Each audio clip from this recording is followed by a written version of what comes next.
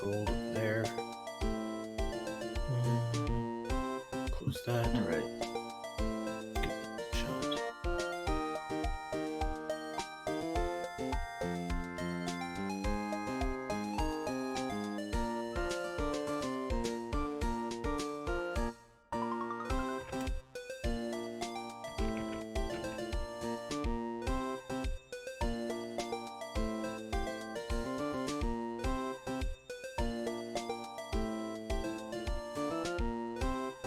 Alright, so how many more Phoenix Wright 1 sessions do you think I have left? Maybe this one and another one?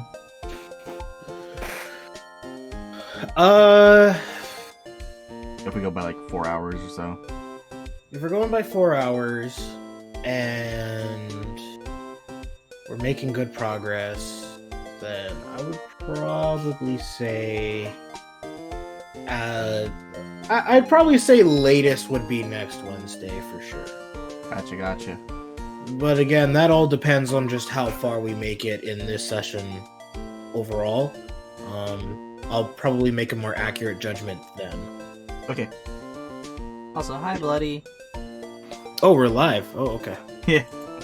Sorry, forgot to mention it, but That's I'm okay. putting on a... Still need to screen share. Hello, everybody.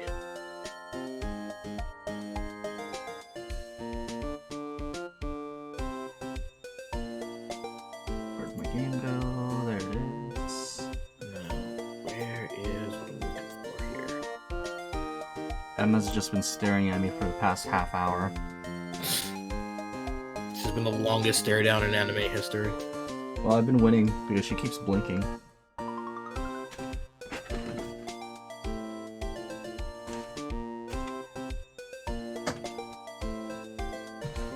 I don't want to put my donut in the microwave, but nah. It'll be fine. Oh yeah.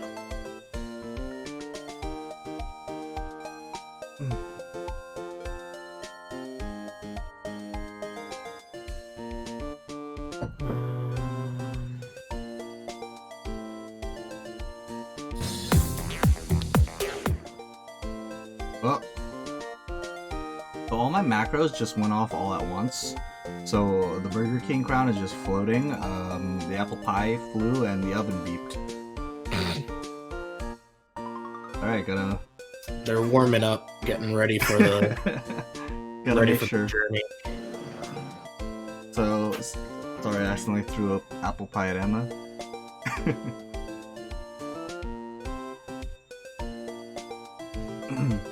Alright. I'm gonna get started so we can jump right to it. What was I doing again? Talk to Emma. Emma, was it? So you're a scientific investigator? Yes, that's right. Is something wrong? No, it's just... You seem kind of, jumpy? Or maybe just young. Young? I'll be 16 years old this year. Oh, I see. Wait, only 16? I'm set to be formally assigned to forensics in 3 more years. My work is becoming quite well known, at my age no less. What exactly is your current position then? Well, legally speaking, I guess you'd call me an 11th grader. But I'm ready to do my job, at my age no less. Oh, hey Alpha, how you doing, man? How you been? Great. Another future professional in training. So what's this about a case? You said the trial's tomorrow? My sister didn't do it. She wouldn't stab someone with a knife. She wouldn't. So it's a murder case. I don't care if there's a witness who saw her do it. She didn't do it. I know she didn't do it. It's a scientific fact. And there's a witness. Just talk to her. You have to talk to her. Right. I suppose I will. promised her I'd bring Miss Mia Fey, but... That's interesting. How would she know Mia? So, you want to be a scientific investigator when you grow up, then? Yeah, I know it's you, Axel. I just didn't know if you wanted me to call you Axel or call you Alpha. I know exactly. Oh, dude. Yeah. I've been a little bit more active on Twitch. I've been trying to keep a schedule going, and it's kind of half and half. I haven't been flaking Sundays at all, but Saturdays have been pretty bad. Mostly because Suki's usually here on Saturdays, and I kind of just let her stream on my computer the whole time, so I might have to move that one around or figure that out later. But yeah, Tuesdays, Wednesdays, and Sundays seem to be my usual days. But that's good, man. How's the store holding up? Excuse me? I'm not a child, I'll have you know. Still, it's good to have a goal, albeit a very unusual one. I believe investigation should be done scientifically. Don't you? Yeah. You can't fault her for a lack of enthusiasm. This case is handled scientifically. I'm sure my sister's name will be cleared. Your sister? I've been doing research, you know. I'm developing a new scientific method of case investigation. Let me turn up my mic real quick. I feel like it's kind of quiet. Maybe this is just too loud. I'll show you when I'm done. I'm looking forward to it. Guess I should get down to the detention center and talk to her sister. My sister asked for Mia specifically. This Mia Fey person was a few years below her in school. So they went to the same school, huh?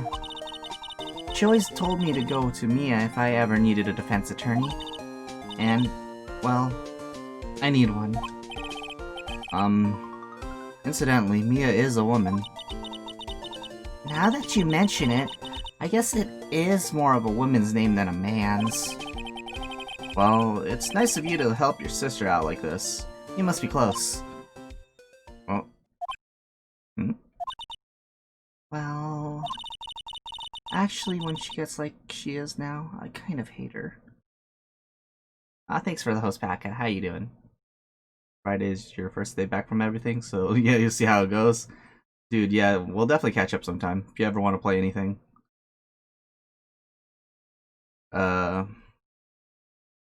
Actually, I'm trying to think, are stores actually like open now? Or at least, you know, GameStop?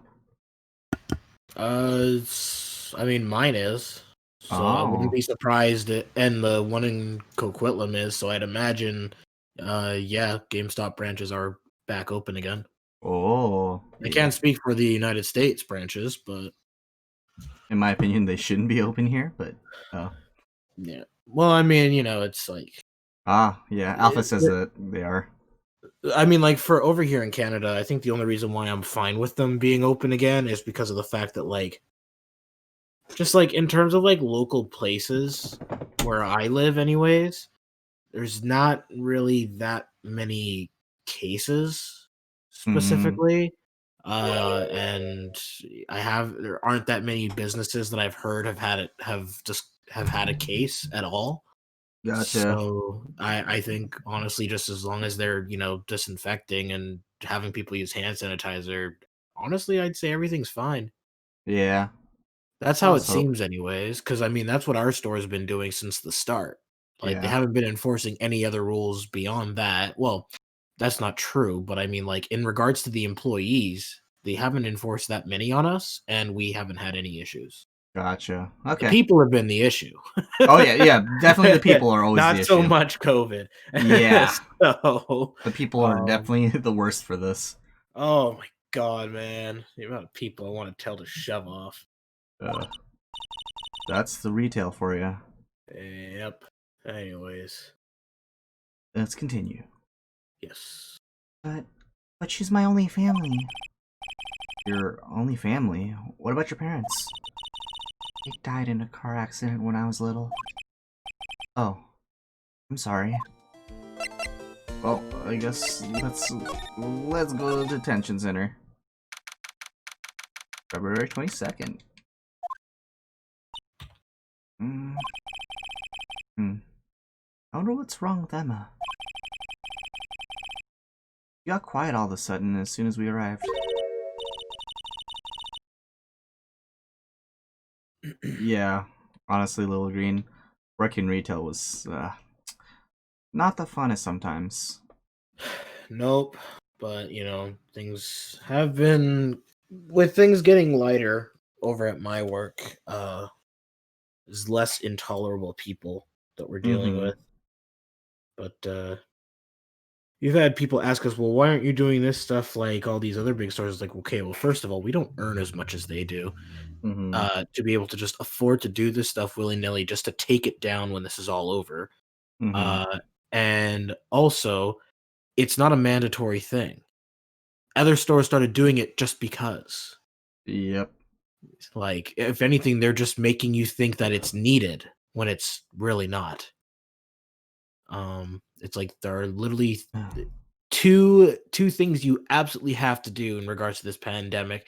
The other one is not really depending on where you are. The third one may or may not be a mandatory thing. The first two are clearly washing your hands and using sanitizer, disinfecting surfaces as you go at a workplace.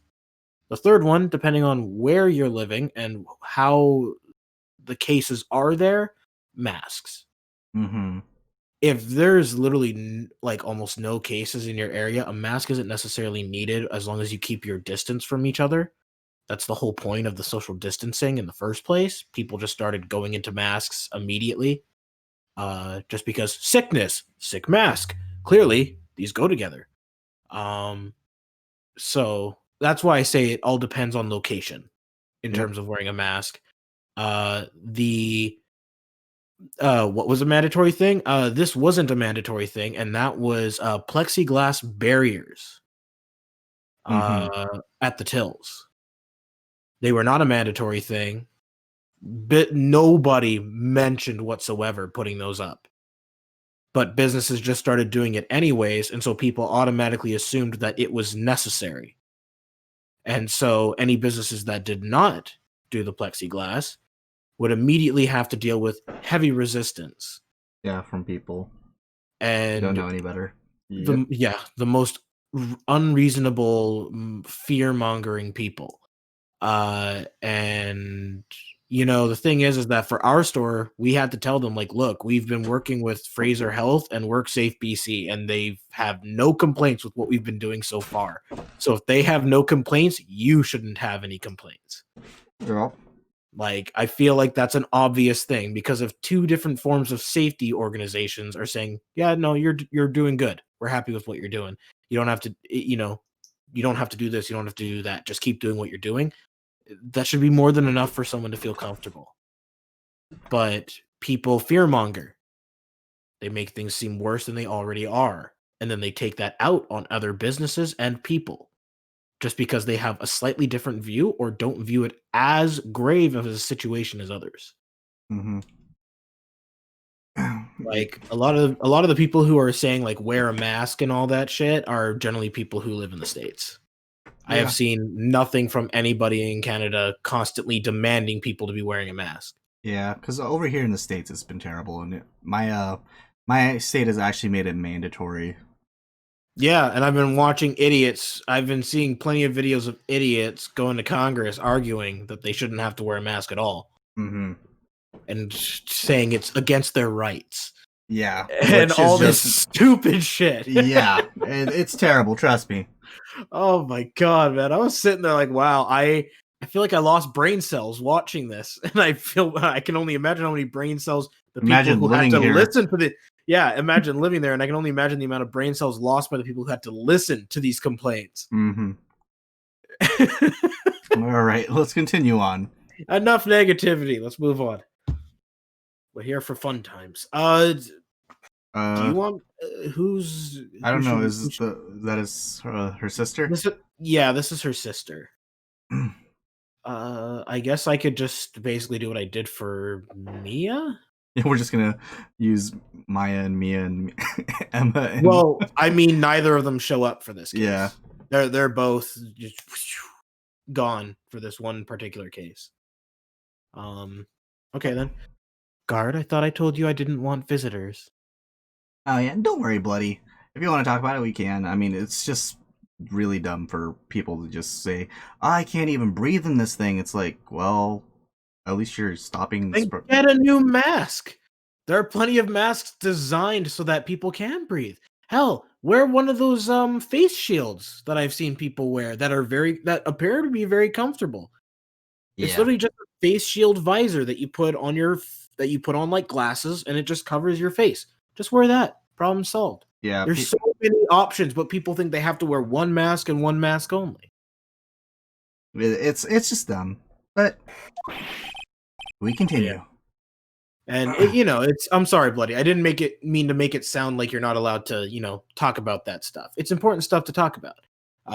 Just, we'll be sitting here like all day if we keep talking about it. We're just gonna have Emma staring at us like this the whole time while we a talk about. Yeah, so we don't want to go too far down that rabbit hole right now. Oh yeah, that's right. And the silent standing guard speaks for the first time ever. Oh my god, really? I'd assume he's the only guard visible. That's true, actually. Alright, let me know. Does he show up in any further games? The guard? This exact guard. Let me see. I'm pretty sure they just reused the same detention center assets for most of the. Actually, I think for most all of the trilogy. I think all Ace Attorney games. Ooh. Aaron, how you doing? All right. Sorry, ma'am. It's just your sister. Well, based off of what I'm seeing here, in terms of 3DS games, they do update it to look different. Oh. But I mean, it's like slightly different. Like they give the guard like a new model. They update how the room looks to be more modern. But I think it consistently stays the same for the DS games. Ooh. Gotcha. Yeah. Anywho, no excuses. Or did you not want to raise this year? Understood, ma'am. What was that about? What? Hi, Lana. Funny.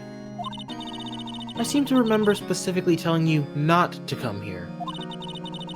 Perhaps my memory is failing? Look, I didn't want to come here either, okay? But your trial's tomorrow, and you still don't have a defense attorney. I'll be the one in court tomorrow. This has nothing to do with you, Emma. Isn't that right, Mr. Wright? Hey! How do you know me? Mia mentioned you. I've heard quite a bit. I'm sorry. What exactly is that to you? Oh, that you do? My name is Lana. Lana Sky. I'm chief prosecutor for this district. Good luck on your test tomorrow, Aaron. Have fun with the lurking. You got it, Aaron. You got this, bud. It'll be easy peasy. Oh yeah, forgot I wanted to get that picture of Drake having his head against the wall while Moto was making those comments. I wish I was good at art. I would so draw it, but it's just his head clearly against the wall, and like his head is steaming from anger. Oh, Man, I just really wish I had artistic skills sometimes, because there's a lot of ideas I want to get through without spending money, obviously. just make a meme photo of Vegito representing Moto taunting Super Boo, and there's just air coming out of his head. And you just put Drake over him. Yeah, there we go. That makes sense. Pretty much sums it up. You're a prosecutor? Two sisters. One a lawyer. Could this be a coincidence? Emma, Lana. I mean, they're just like... Is something wrong, Mr. Wright? Well...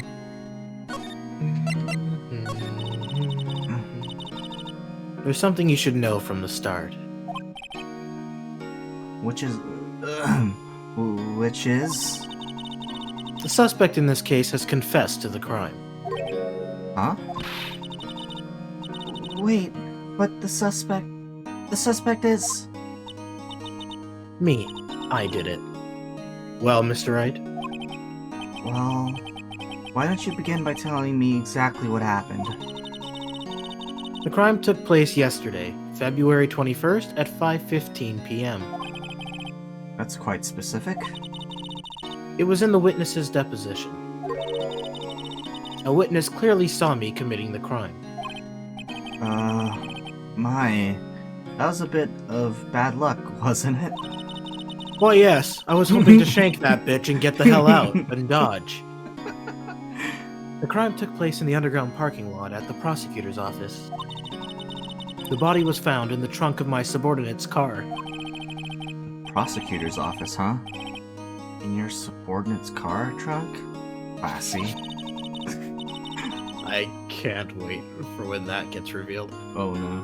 I was arrested on the spot, caught red-handed, as it were. Well, that's just great. Forgot to do one thing. How you doing, guard? This guard monitors the visitor's room. He's frozen in fear of the frigid Miss Lana. I'm feeling a bit chilly myself. She is a pretty cold character, I can see that. for the most part. So, who was the victim? An investigator with the police department. I suppose the correct term is detective. Detective? Death was due to a loss of blood. He was stabbed once in the stomach. By you? Death wasn't immediate, but the wound was fatal. I see. Allow me to repeat myself, Mr. Wright. The victim was a detective. You know what that means, don't you? Uh-oh! What? Mr. Wright? What does it mean? Well, it means... The police department will consider it a matter of pride to have me found guilty. They will use any means at their disposal to do so. This case gets worse and worse with everything I learn. Oh yeah, this case is like all about corruption. Oh boy. My Pretty favorite. Mm-hmm. So you're the chief prosecutor. That is correct. I'm responsible for overseeing every trial handled by prosecutors in this district. I make sure the prosecutors have what they need to do the job and manage every aspect. Those are my responsibilities in a nutshell. That's an awfully large nutshell. Still, I'm a little surprised. I would think you'd recognize the district's chief prosecutor, Mr. Wright. Huh? In fact, it seems impossible you wouldn't. Lana? What happened to your hand? Oh, this? I cut myself by accident when I stabbed him, that is. Huh? I'm not very good at being a criminal, I suppose. How am I supposed to defend this? Time to change the subject. Wait, she was in the class ahead of Mia, wasn't she? You were in the school with Mia, correct? A few years above her? Emma told you that too, did she? Well, why not? I did drag him all the way here from his office. Although it seems he has very little in common with Mia. Hey! It was in law school. I was in my 3rd year, and she was auditing the class. That's so right, Little Green. She's like, you know that every like other sentence. You know, I stabbed a bitch, right? I did it. She literally does this thing of like, hey, like help me out here, but I totally did it though. Yeah. And that's like basically her her pattern for the rest of this case. Is just like, boy. oh here, try this. It might help you out with your investigations, but I'm totally guilty. Yeah. Remember that on your way out. I'm guilty. I'm guilty. But defend me. It's like it's like Lana, make up your mind. You want me to save you or not? She was different than the other students. Different? She was strong. She'd do anything to become a defense attorney. Anything. That was probably why she was attracted to me. Excuse me? Intellectually attracted. Lana was top of her class in school. I was the best there was. Oh. Damn it, Phoenix. I'm doing pretty good in school too, by the way.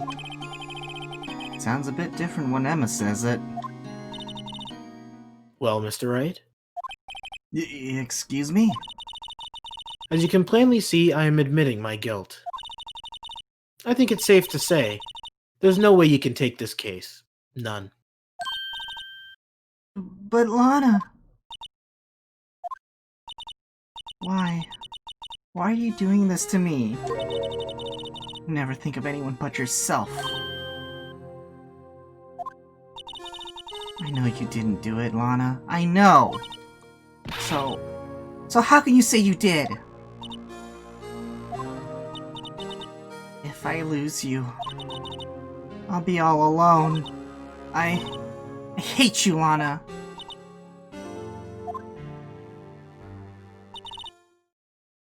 Mr. Wright? Yes? I believe our discussion here is ended. The rest, I leave to you. You mean you're requesting my services as your defense?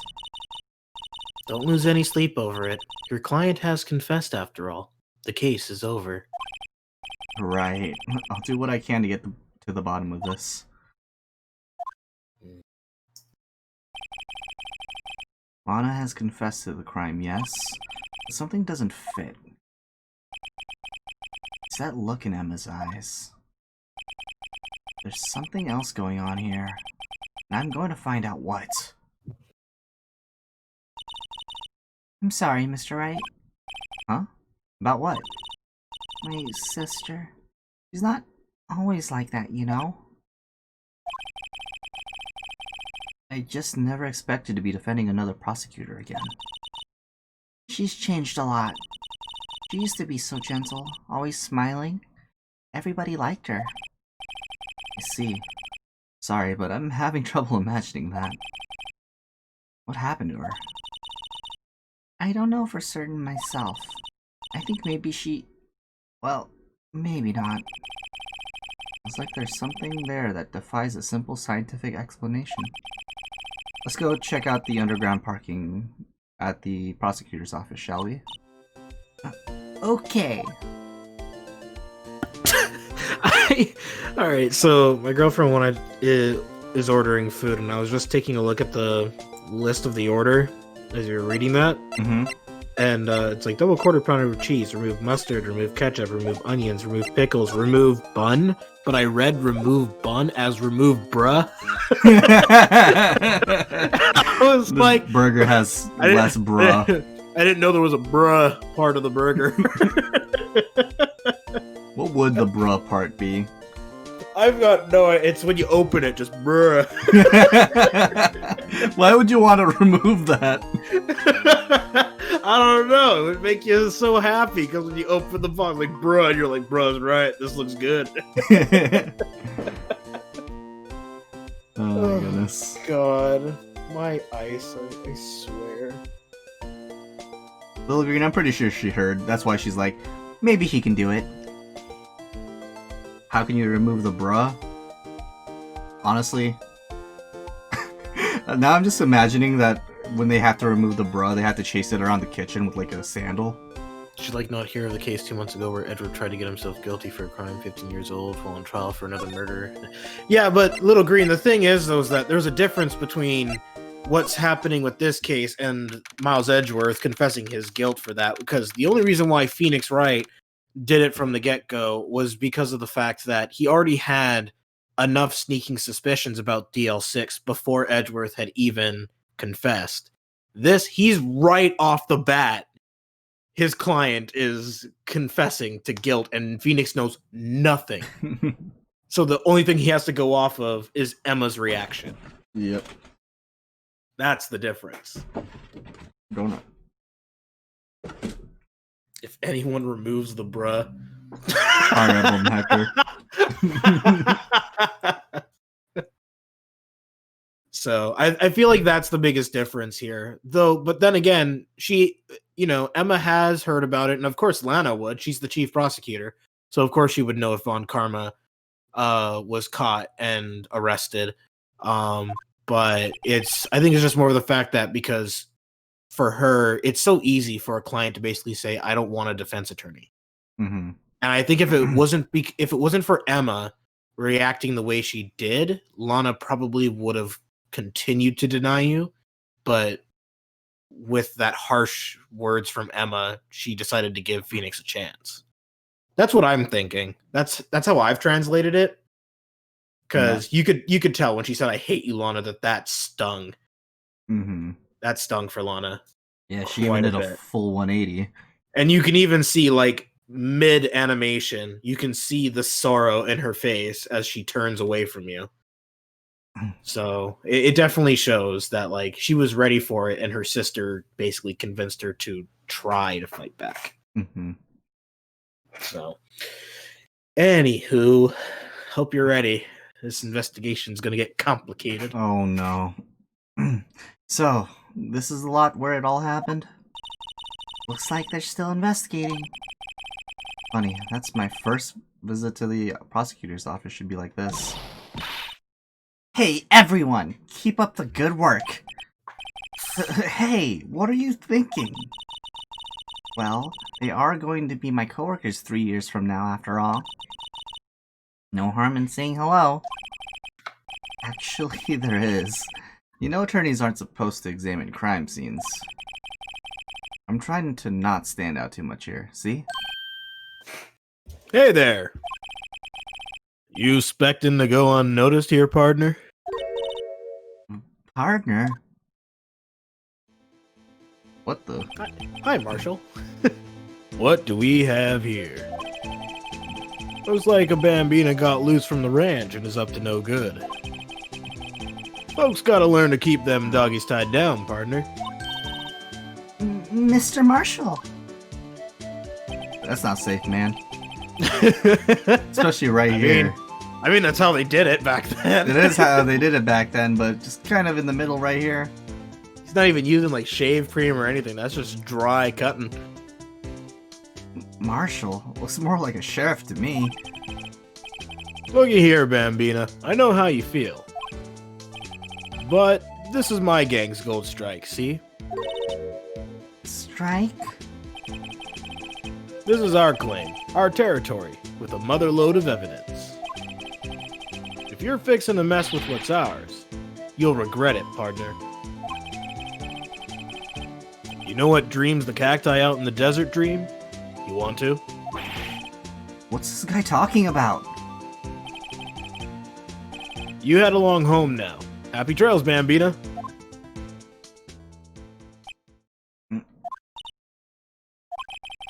Was that a Ombre, a friend of yours?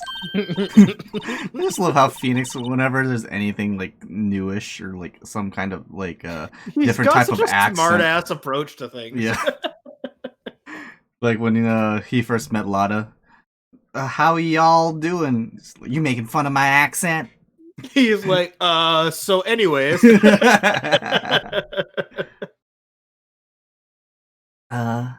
Kind of, sort of, yeah. He's a detective.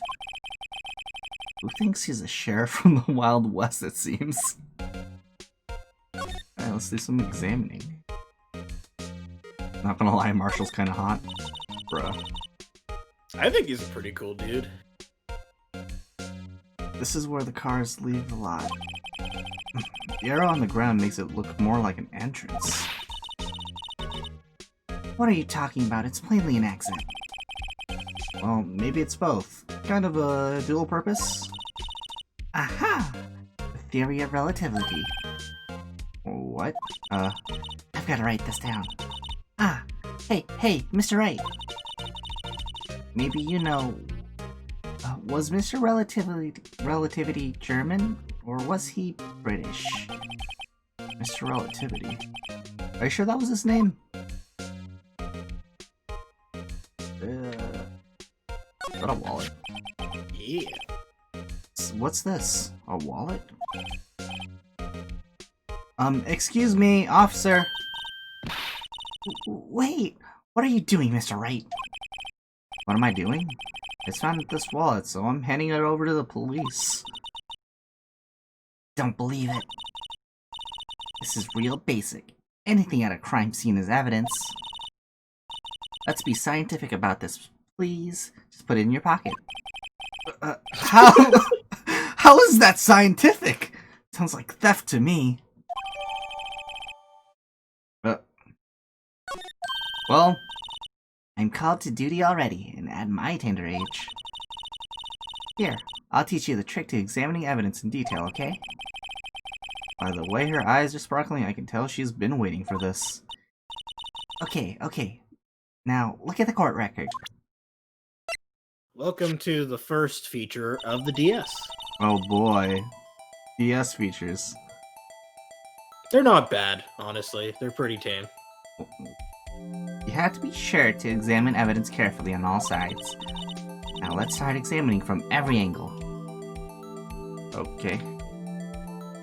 Oh, I can rotate. Nice. Zoom in. Zoom Gotta out. take advantage of them those DS 3D graphics. Yep. Oh look, I think there might be a clue here. You should check it out with a press of enter, but I'm not using my keyboard. So basically whatever is your A button. Yeah. This is an ID card. Sergeant Bruce Goodman, ID number 5842189. See? Well, isn't scientific investigation useful? I guess, though I don't see what science has to do with it. Goodman's ID added to the court record. Let's be sure to examine every piece of evidence we find. Guess I've got to be on my toes from now on. Not all pieces of evidence Have that feature. will require you, because it's like you don't need to 3D inspect the freaking autopsy report and stuff like that. It's mainly more for like individual objects. Makes sense. Kinda looks like Matt Mercer. I can kinda see it with the Marshall dude. It's even more fitting for it to be Matt Mercer because he's You know, McCree. yeah, because he's... That's what I was thinking. I was like, maybe it's because you think he's McCree, but I can see it. That's the long hair. Here, a phone. Let's see if it works. Hey, don't touch this stuff while we don't need to be touching. I can't hear anything.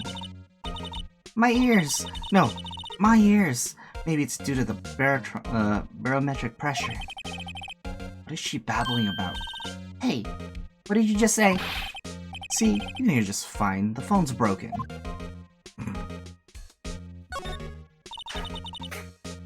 This This wall is in our way. It's got a faucet for water. Wait, I know. This wall is merely a facade hiding the truth. This is no wall, but a water tank. Fail to see how it makes any difference either way. Oil drum. Looks like it's filled with water. It's heavy. I can't even budge it. The drum over here is on its side. Wait, I know. I'll hide in here and do a stakeout. I think you'd probably just get arrested. In fact, you may not even have to hide in the drum to get arrested. What? I'm not suspicious. Oh, Emma. You sure about that one there, Chief? Aha! A ladder. That's a stepladder. What's the difference? In scientific terms, please. Scientific, huh? Look at the basic nature of things, Mr. Wright. This all seems so horribly familiar somehow. Well, it's a ladder. You put one foot down, and you put another foot down, and then you shake it all about. And then I believe you have to do the hokey pokey. Yep. On the very top. These are some advanced technique over here, Emma. Science. Science. Look, a stylish glass walled room. Very nice. God damn it. You could see the whole parking lot from in there. It says security. Perhaps it's a cafe? Exactly. That's what I was thinking, Phoenix. Cafe security. Yeah, that must be it. Let's check it out later. Hate to break it to you, but I think that's probably just a security guard office. You know, I scored a 97 on my science test the other day. Too bad they don't have a test for common sense. Got him. Look, a door. This must mean something. I'm not sure that doors mean anything. No, it won't open. A mysterious lock. I fail to see what's mysterious about it. Mr. Wright, you need to learn to enjoy life more. Let's finish our investigation first, shall we? Okay, maybe that's everything here. Maybe? No? Yes? No? Maybe so? Oh, can I slide? Oh, I can slide. There we go. Oh. Oh, no time to waste. Let's go hunting for clues. I wonder what this is.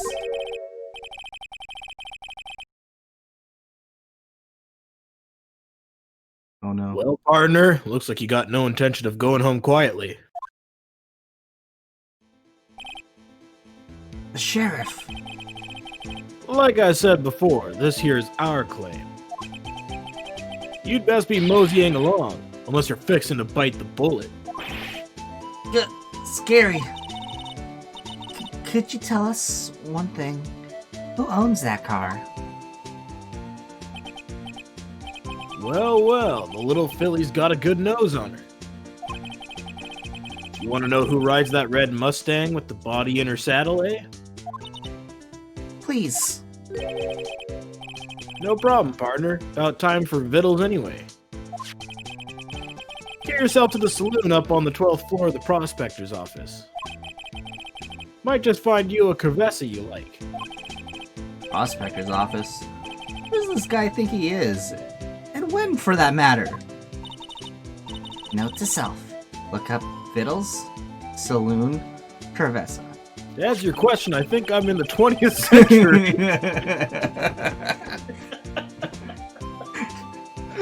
You know, Little Green, I was about to make the same... Little Green and Aaron, I was about to make the same joke, but I was waiting for one of you guys to do it. High noon joke. It was gonna happen eventually. Where do you think you are? The prosecutor's office. What's when? It's just like 20th century at noon. At noon. High noon. Oh, I will- okay. Thanks for the Raytator. Hope you had fun with your Hollow Knight. We're just doing some investigating, and Emma over here is just scrolling down 3 words over and over. Maybe we should check out room 1202, the High Prosecutor's office? Dude, don't worry. When I was playing Hollow Knight, I think my first 2 or 3 hours was just me, being lost the whole time. And thank you for the host, Bloody. I appreciate it.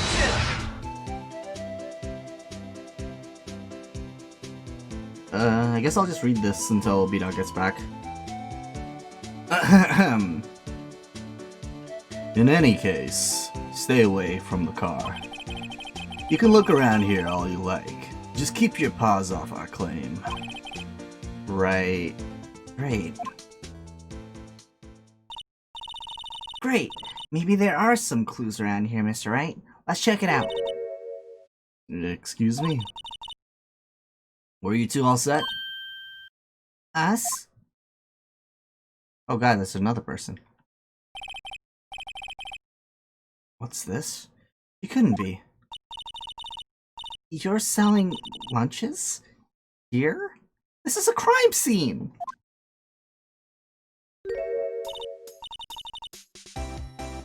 Well. Wait, can I like look at the lunch? I wanna look. How do I get rid of the... Okay, I don't know how... I can't get rid of this.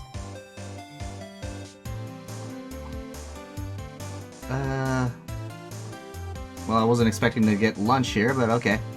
Hello. Half and half, was it? Oh, thanks. And you, sir? Yes? Some crunchy goodness coming at you. Thanks. Interesting way of doing business. This area is off limits to anyone without clearance. Especially passerby. Or are you officers? No.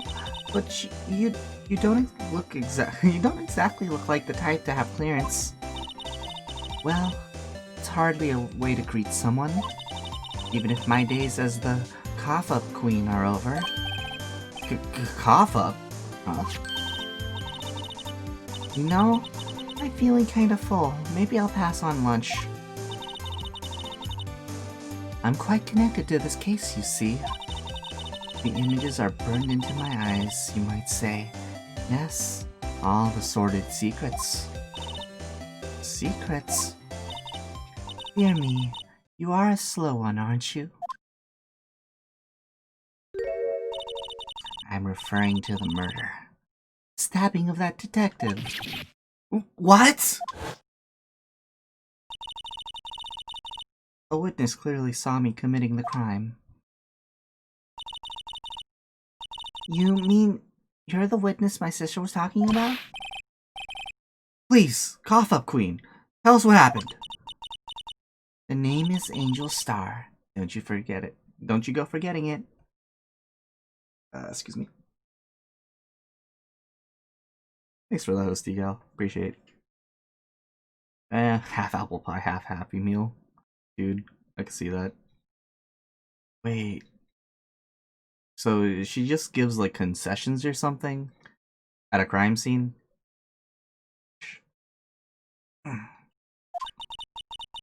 Or before you know it, I'll have you whimpering at my heels. Yes, ma'am! She means it. Oh. I was doing stuff over here, so... I can't slide over. Damn. Yep. Oh well. Somehow, I knew. Yesterday was a day of destiny. I knew something was going to happen. Just like I know that the daily special on Friday every week is salmon. Destiny, was yesterday special for some reason? You're a defense attorney, right? You should know then. You should know the foul misdeeds of the evil ones who haunt this den of inequity. Evil ones? You like her jelly-filled donut hat? Shut up and eat your hamburgers. Oh, I can't wait to see that comic. Or whatever the... I just want to look up a bunch of Phoenix Wright stuff once I actually at least get through the trilogy. Right. Because I'd love to see everything in context now. Prosecutors? They have no qualms at all about blackening the name of innocence. And yesterday, they paid homage to the most evil one of all. They gave an award for King of Prosecutors. What a farce. So she's saying there was some sort of prosecutors convention yesterday. I was almost compelled to lace their lunches with something foul. Do you have a personal grievance against prosecutors or something? Or is there some kind of scientific evidence of this, evil? Young miss, mock me at your own risk. You'll soon find out why they call me the cough-up queen. Ew! The most heinous of all the evil ones, the one they awarded yesterday, it was in his car that they found the body. Proof that he devours the evilest lunches of all. Really? Really what? I'm totally confused. One thing's clear. This lunch lady has a thing against prosecutors. So he gleaned from that. Oh, Phoenix never change. Only Phoenix would tell it like it is. Long story short, she doesn't like prosecutors. Like the lunch lady. Oh, God. So good. So, what exactly was it that you witnessed, Miss Star? It was a fascinating spectacle, to be sure. I now feel I know what they say when they talk about a woman's wrath. To see Lana Skye wield that knife so... Her knife flashed in anger, bringing him to a sad end. It was truly a sight to see. You mean you saw the very moment of the crime? The sound of his silvery ties to this world being cruelly cut still rings in my ears. Saw the moment of the crime, honey. I did the crime. It's like, what?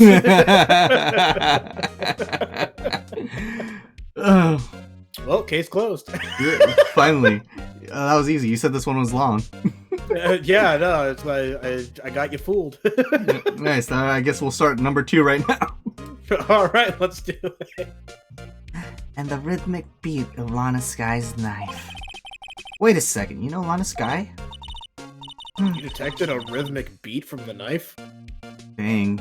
What is that? The end of trial of every Danganronpa?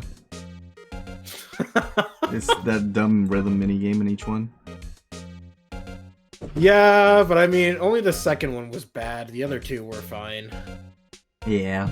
Because the second one required you to actually press the buttons offbeat in order to get the points, which was dumb. The worst, because you're like, okay, a rhythm game, and it's like, oh no, I have to like press it. I have to press it when it's only like half on the circle for it to count. Of course, it's quite a feat, becoming chief prosecutor. How many lunchboxes of sin did she pack to make that journey, I wonder? She always travels light. Now, why would this pretty lunch lady know the chief prosecutor's name? And why does she keep giving me lunches? Hey, if I was being given free lunches, I would keep talking to them. Hell yeah. I have plenty, though. I haven't eaten a single apple pie today yet. Yeah, but free lunches, dude. Ones you don't have to make. True. But to be fair, you don't have to make food once you go to McDonald's. Yeah, but Phoenix makes his own pies. We've been over this. He has an oven under the defense attorney's But that's desk. only during the actual trials. But that doesn't mean he's not mass producing them. Like literally, when the camera's not on him, he's got like oven mitts and he's like putting a tray of apple pies to the side, packing them away while listening to the testimony. So you're telling me by the end of the third game, I'll own the whole building that Wright and Co. offices is in, and I'll just turn it into an apple pie factory? Welcome to Wright McDonald's. Wright and Pies. Wright and Pie's law offices. Ba-da-ba-ba-ba. Objection. Oh my god. I should make that sound clip now. Oh, Just God. the regular ba-da-ba-ba-ba. Objection! Objection! Oh, you totally should. Perfect. Holy shit. So I should do that before, like, when I'm about to present evidence. I'll just hit that button, ba-da-ba-ba-ba, and I'll try to time it correctly. Objection! So good. I'll work on that for the second game, I promise, guys. Can we ask you a bit about yourself, Miss Star? I come here every day to sell lunches. I import only the freshest and best from the Far East. For some reason, the box lunches are a hit here. Why not make the lunches here rather than import them? Did you say something? No? Only true connoisseurs can understand. Jesus, another one. The kind you could only tell someone who has tried General Tso's trilobite lunch set. Never mind. You win. Ba-da-ba-ba-ba. Take that! Nice. I can't wait to work on the sound clips now. I don't even want to appreciate part of the trilobite's flavor. Anyway, I come here every day to sell lunches. My boyfriend works in the security room here at the prosecutor's office. Your boyfriend? See the security room over there? The glass-walled booth? I sell my lunches, and since I'm here anyway, I drop in to see him. But you're here anyway. I guess selling lunches is more important than romance. So, to scientifically analyze the data available so far, you, Miss Star, are a lunch vendor with an ulterior motive for coming here. Useful analysis. Not. Did you have a bad experience with the prosecutor, Miss Star? I sense some hostility. Hostility? Ha! Perhaps. Prosecutors are all alike, and the bigger they get, the worse they smell. Kind of like 10-day-old clams in the chowder. I wonder if Miss Star was involved in some sort of legal trouble in the past. Gee, you think? Quite possibly. That'd be sheer cause of food poisoning, scientifically speaking, of course. I mean, now you're talking, cough-up queen. I thought she was just a lunch vendor, but now I'm not so sure. Well, lunch vendor lady, let's go upstairs. Oh my god. Y'all ready for this? February 22nd, High Prosecutor's Office. This is the kind of room that just screams, I can do the job. Why does it change from your office, really? Thanks. Look, there's a trophy or something here. A trophy? What's that, a shield? It takes real nerve to display stuff like this. Whoever office this is, they must be a real stuck-up jerk. Phoenix Wright. You never tire of prying into other people's business, do you? That voice. Long time no see, Edgeworth. Huh? Ah! Mr. Edgeworth! You know him? Oh, sorry, that's your line. You know him from somewhere? Of course. I'm his biggest fan. My sister introduced us once and... Right. Her sister is the chief prosecutor, after all. Well, what brings you here? I'll warn you, I've been known to be a real stuck-up jerk. No, did I? No! It was just Mr. Right here and he... Hey, don't blame me. We're just here to investigate a murder case. Murder? Body was found in this nasty, bright red sports car in the parking lot. Hmm? That would be my car. What of it? What? Your car? I'll say one thing, she certainly can scream. Alright. So, I actually knew this was gonna be, Edgeworth, only because I saw this. That's it. Because, I'll be honest, when I was making my GIF, that's my raid alert now, I saw him in this outfit. Yeah, because that was what he wore when he was still, young. As a prosecutor. You actually, I think, get to see him in that outfit for... I think in Trials and Tribulations? Ooh. Because they do have a couple of things from... you get to play as Mia for a couple cases in Trials and Tribulations from when she was younger. Oh. So I think you get to deal with a young Edgeworth. Ooh, I'm excited. Yeah, I saw this outfit from later on in the series. That's the only reason. Yeah, that's his original attire before the events of this game. Wow, this jacket is even lacier than his usual ones. This must be his lucky trial jacket. Lucky jacket, right. I've never seen him wear it. I'm sure there's a story behind why it's in his frame. Maybe I'll be naughty and take a picture. He's getting way too excited about this.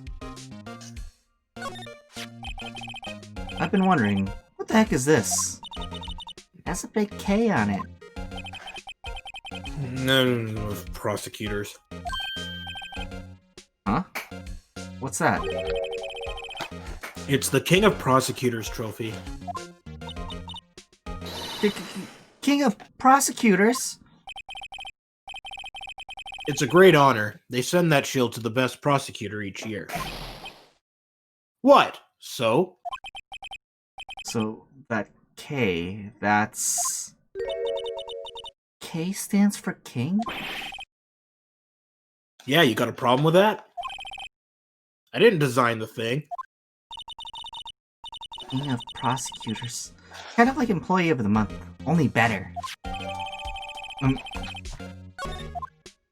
Well, Mr. Edgeworth has such a comfy sofa. Sofas like this make me want to curl up and take a nap. I bet he pores over his case files here until the wee hours in the morning. Then he takes off his jacket, rolls up his sleeves, and goes to sleep using his arms as a pillow. I don't believe it. He's actually daydreaming about Edgeworth working. I bet in the morning he has sofa hair and little creases in his cheeks from the seams. He's so cool. Sofa hair is cool?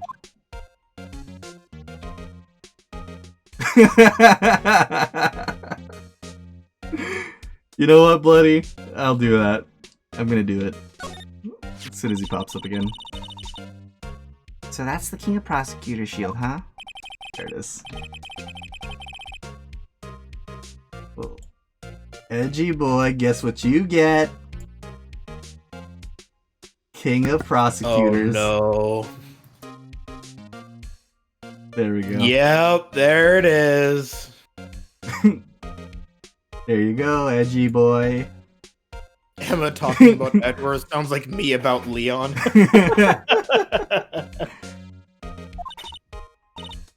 What the? Emma, you ain't the king of prosecutors. Congratulations, king of prosecutors. Also, I think I skipped over your line. Oops. That's okay. Is there like a go back? Oh, no, there probably isn't. Nope, not until I think 3DS did they introduce a dialogue log. Dang. Please stop saying that. This looks hilarious on him. There we go. I want to like try to get it lined with his hair. Still doesn't explain one thing. Why is the tip of the shield broken off? Hey, nice. Okay. Gotta keep going from the left. My, what an amazing bouquet. Just right for Mr. Edgeworth. No kidding. Hey, there's a card on it. Back from the dead. Wendy. Wendy? I've heard that name somewhere before. And beside it, a giant steel samurai. Wow, I want one. Huh? Something written on the bottom of his foot. Between a rock and a hard place, Wendy. Wendy, is she Mr. Edgeworth's fiance? I don't think so. Oh, Wendy, old bag. Well, what of you? It must be nice to have an office on the 12th floor. I guess you would feel important. Incidentally, were you to jump out of this window, the time until impact with the ground would be... Got it! Approximately 3.23 seconds. That's handy to know. Ooh, cute! What a pretty tea set. I go more for the instant tea bags myself. Amazing! The drawer below is filled with packets of tea leaves. They're all sorted by place of origin and flavor. Look at this royal blend. What an exquisitely splendid concoction.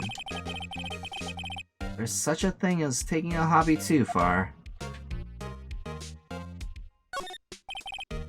A work desk. It's quite tidy as one might expect. What a nice desk. Easy to use and easy on the eyes. It's polished so well I can see my own reflection. Strange. Why did I just picture Detective Gumshoe? Maybe I'll take the name plaque as a souvenir. Don't. He'll sue you.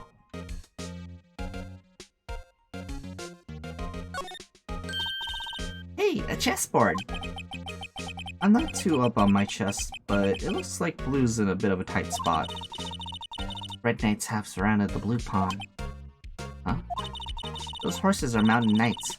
Their swords have really sharp edges. Check out the poor pawn. His head is kind of spiky. Kind of reminds me of you. Mr. Edgeworth must be an avid chess player. What's wrong, Mr. Wright? Edges. Surrounding a pawn with spiky hair.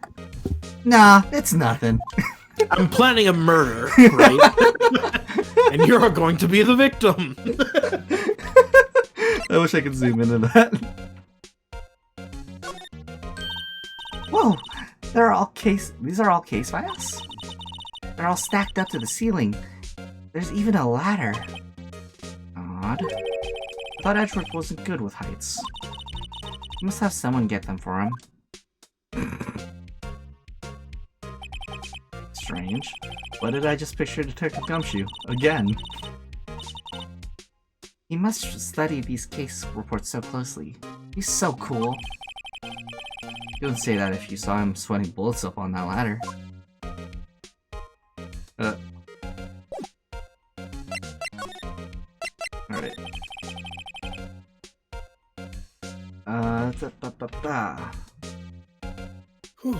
Gotta put that key right there. Ooh, what'd you put, Bloody?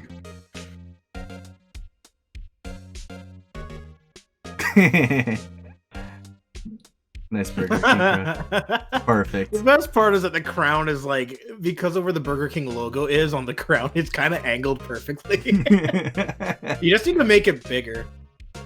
Yep. Like, big enough, like, if you could make it wider so that it like, covers, like, the back of his head and the forehead, that'd be perfect. Because I can always keep messing with it. See, like this is huge. Now that looks like a giant dunce cap. There we go, like the super prosecutor king. Jesus Christ, that's huge. Mr. Wright, I'd like to be your assistant. Do you like stealing? Yes? Okay, good enough.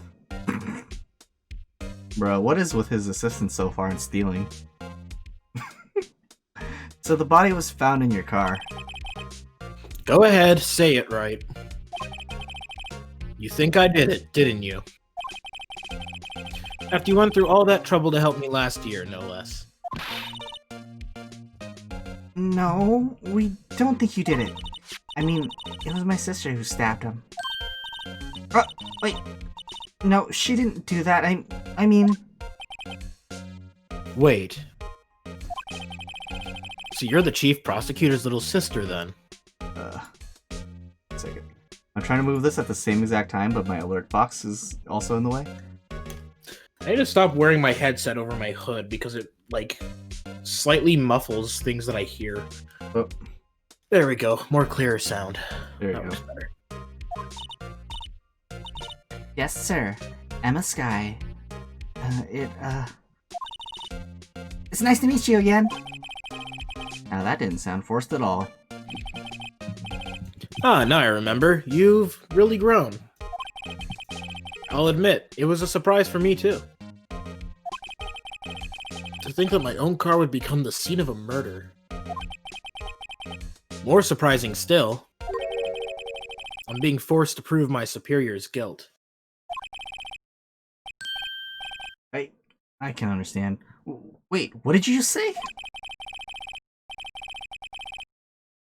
Lana Sky is the chief prosecutor, the top prosecutor in the district. She can't prosecute herself, so I'll be the prosecutor at the trial tomorrow. You? Mr. Edgeworth? Edgy boy needs to stop moving his head. I can't keep this crown like this. To be honest, Oh yeah, I'm just gonna make it huge so it can go through all of... There we go. No, it's just gigantic. it's a bit of a miracle I'm still here at all. What do you mean? Rumors. You've heard the rumors about me, haven't you? Miles Edgeworth. It's hard to remember a time when there weren't rumors about this guy. Forging evidence, arranging false testimony, illegal searches, you name it.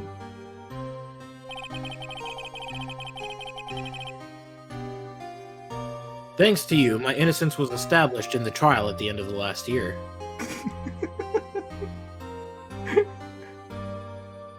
Stop. Why does that still look Stop! Gabe's trying to be emotional. You're too busy fitting a fucking crown on his head. God damn. However, there are some who say I'm the one responsible for the current incident. What? That's crazy. Some people need very little excuse to think ill of others. Yep. It's a fact of life. Impossible to stop. Mm-hmm. And like Yeah.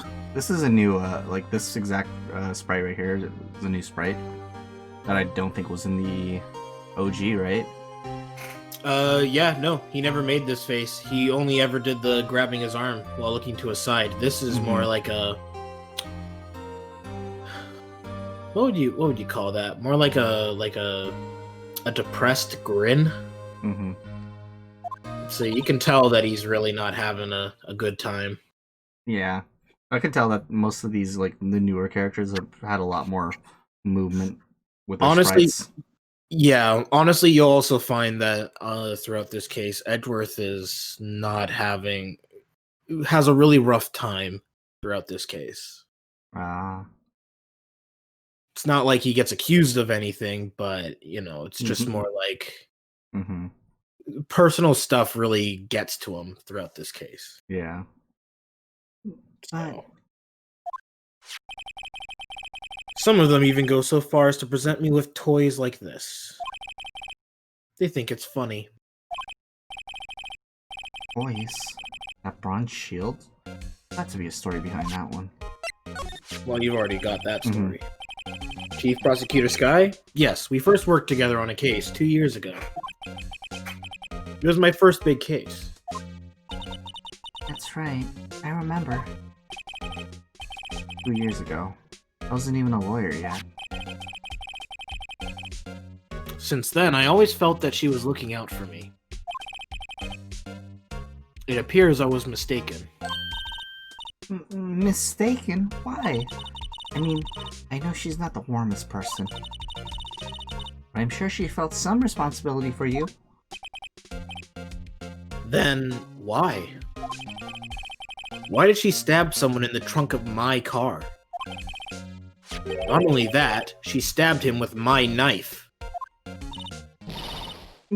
What? Mr. Edgeworth, your knife was a murder weapon? To be specific, it was the knife I keep in the toolbox in the trunk of my car. Edgeworth's knife added. Edgeworth, What? are you sure you didn't do it? Mm. Come on, can't you take a joke? You have a strange sense of humor, Mr. Wright. I guess you can just present like his knife and stuff to him. That's what I was We've already. thinking. It's against my policy to discuss evidence with the defense, especially with you. He doesn't like you, does he, Mr. Wright? Nah, with Edgeworth, it's never personal. It's all about winning tomorrow. I'm guessing he's gonna say the same thing for everything? Oh no. Oh, So basically, this says you were the best of the best last year, huh? you can take that foolish grin elsewhere, right? I lost a day of work to receive that travesty. Huh? What's that? I had to go to the police department to receive that broken shield. The police department? Yes, right next to the police station downtown. You've been there, haven't you? Where Detective Gumshoe works. Yeah. I was wondering something about your shield. Why is it broken? What does it matter? I've got more important things to worry about. Oh, right. Doesn't seem too concerned about his award, for better or for worse. Yesterday was a very busy day for the prosecutor's office. Maybe we should ask him more about yesterday. Yes. Could you tell me more about yesterday, the day of the murder? Yesterday was the annual cleaning day at the prosecutor's office. Cleaning day? Working with the police department, we sort and file all evidence for solved cases. We call it evidence transferal. Wiping your hands of old cases, in other words. Oh, and another thing, a ceremony was held at the police department. There's an annual review and awards for outstanding police officers and prosecutors. And that's when you got the shield? I was at the police department yesterday afternoon. I got back here at 5:12. That's very precise. People like myself and Mr. Edgeworth pride ourselves on our precision, Mr. Wright. No, I place little faith in my memory. The only thing I trust is solid evidence. The parking stub. Stupid Edgeworth. That says 1712. That's not 512. Like this, you dummy face. Edgeworth questions Phoenix's existence. I lost to this guy how many times now? I've lost to you. Twice. It's This is because a parking stub from the underground lot. It's because you chose to represent the wrong restaurant. The murder. Oh god. The murder took place around 5:15. So the murder happened right after you got back. What, right? I'd appreciate it if you direct that suspicious glare elsewhere. What? Who the? Excuse me, but is Mr. Edgeworth, anywhere on the premises? I'm Edgeworth. What is it? I'm here, sir, at the request of the chief, sir. I've got your report, sir. Report? What? Did you find new evidence in the case against Chief Prosecutor Sky? I don't like the way this conversation is going at all. Sky, sir? No, sir. No name of that kind, sir. Not in this report, sir. I think I just heard Edgeworth's lid blow. Mr. Edgeworth's lid isn't on very tight, is it? I made a clear request to the police department, did I not? I need to focus on the trial tomorrow, so don't bring me anything unrelated. Sir, but sir! I'm just following orders, sir! They told me to bring this to you! I wasn't aware of the particulars of your arrangement with us, sir! Give me your name! Yes, sir! Meekins, sir! Officer Meekins! Right. Officer Meekins, take your report and leave. And good luck with that raise next month. Oh. But sir, I didn't know. Poor guy. Looks like he was absent on the day they gave out brains and good luck. What? The day they gave out brains and good luck. Right? Yes, sir. God, you caught me off guard. As you can see, I'm busy. You may leave now. Let's do what he says, Mr. Wright. The victim was a detective from the same department as that patrolman just now. Go down to the police department. You can ask more there. Thanks. Seems to finally calm down at least. Okay, well, enjoy your crown and stuff. Poor Meekins. She's still... All he did was deliver a package like he was told, and he Yep, immediately lost the raid. Get deducted in pay already. God damn. Oh, hey. Oh, no. It's that thing. Oh, God, what is that thing? Hope you're ready for this face to appear a lot. We're finally here. Why would they put the police department so far away from the prosecutor's office? Beats me. That took almost 30 minutes by taxi. The traffic wasn't even that bad. Police department, huh? I've only ever been to the criminals affairs next door. Hold on, what is that?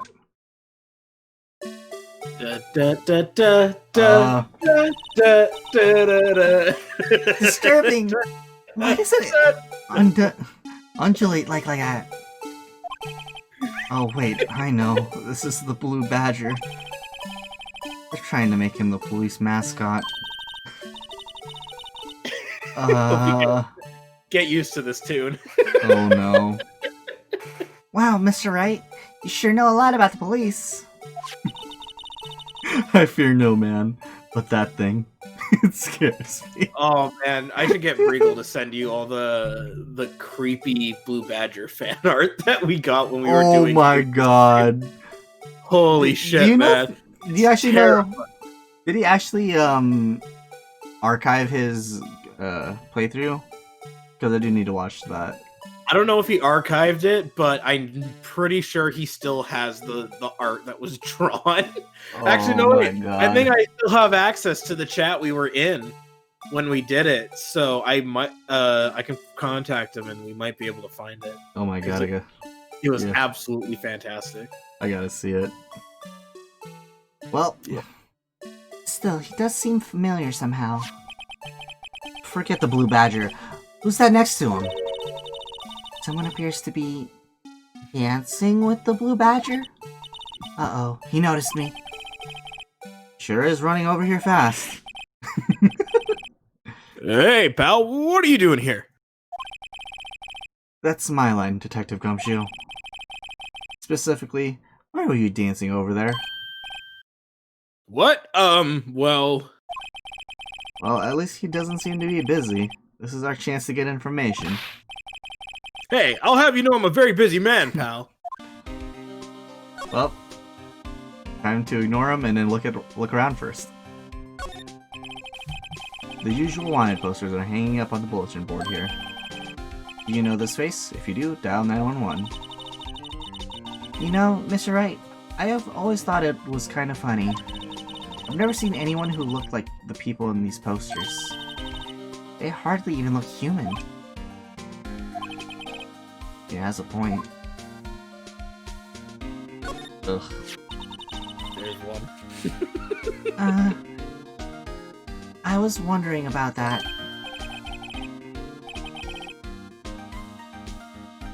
What, the Dancing Blue Badger? It's my masterpiece. Oh, Gumshoe.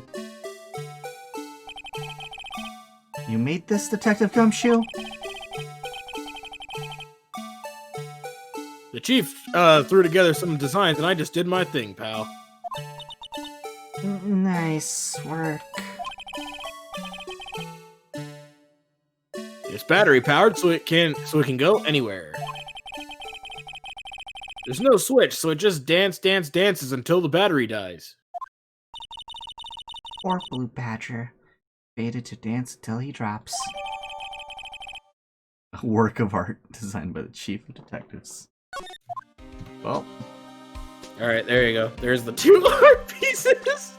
Okay, I gotta see this. Now we're drawn of the Blue Badger. Oh my god! That's terrifying! Here, okay, I'm gonna show it to you guys real quick. Let me... Give everybody a nice full screen of each one. Let me show you my display capture real quick. Hope y'all are ready for these Blue Badger masterpieces. That happened on Regal Street. Look at this thing! What the...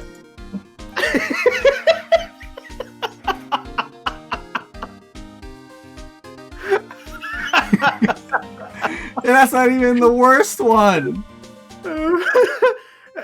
They're both pretty bad. And then he was like, alright, I can make a worse one if you give me more time. And that was what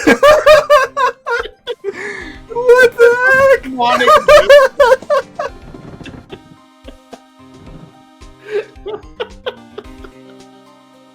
No, Well, seriously, like, this case is going to give you nightmares of the Blue Badger because he's so prominent for a portion of the case. And never play Case 2 of Miles Edgeworth Investigations because that was probably one of the creepiest openings ever. Oh boy. The setting is that, like, we're at like a kind of like a Disneyland thing, but it's like Blue Badger theme. Oh no. All these different like Badger mascot outfits and everything, including the Blue Badger himself. And they do this whole thing where the setup for the crime is that you don't get to see the actual crime, but Edgeworth is walking down a hallway, and then it just does this terrifying, like, Blue Badger mascot coming up from behind him with creepy music with a baseball bat. Oh my god, well, I'm excited to see that when I play it. Terrifying imagery. It scared the shit out of me when I tried it. Oh god. So what's the Edgeworth game on? DS actually. Phoenix Wright was pretty prominent on DS here in the West. first game and onwards was all DS, and then it went to 3DS after. I think after they did Miles Edgeworth Investigation, and then they released Dual Destinies.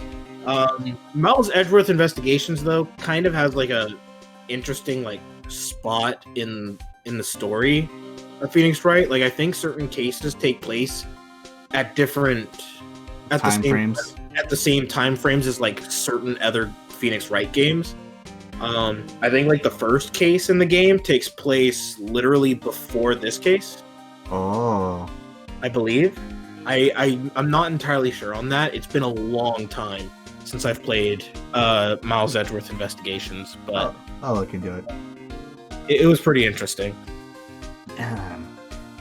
I always get excited when I come to a police station. Why is that? It just feels like I've jumped into a movie. Huh? You know, with all the police and criminals.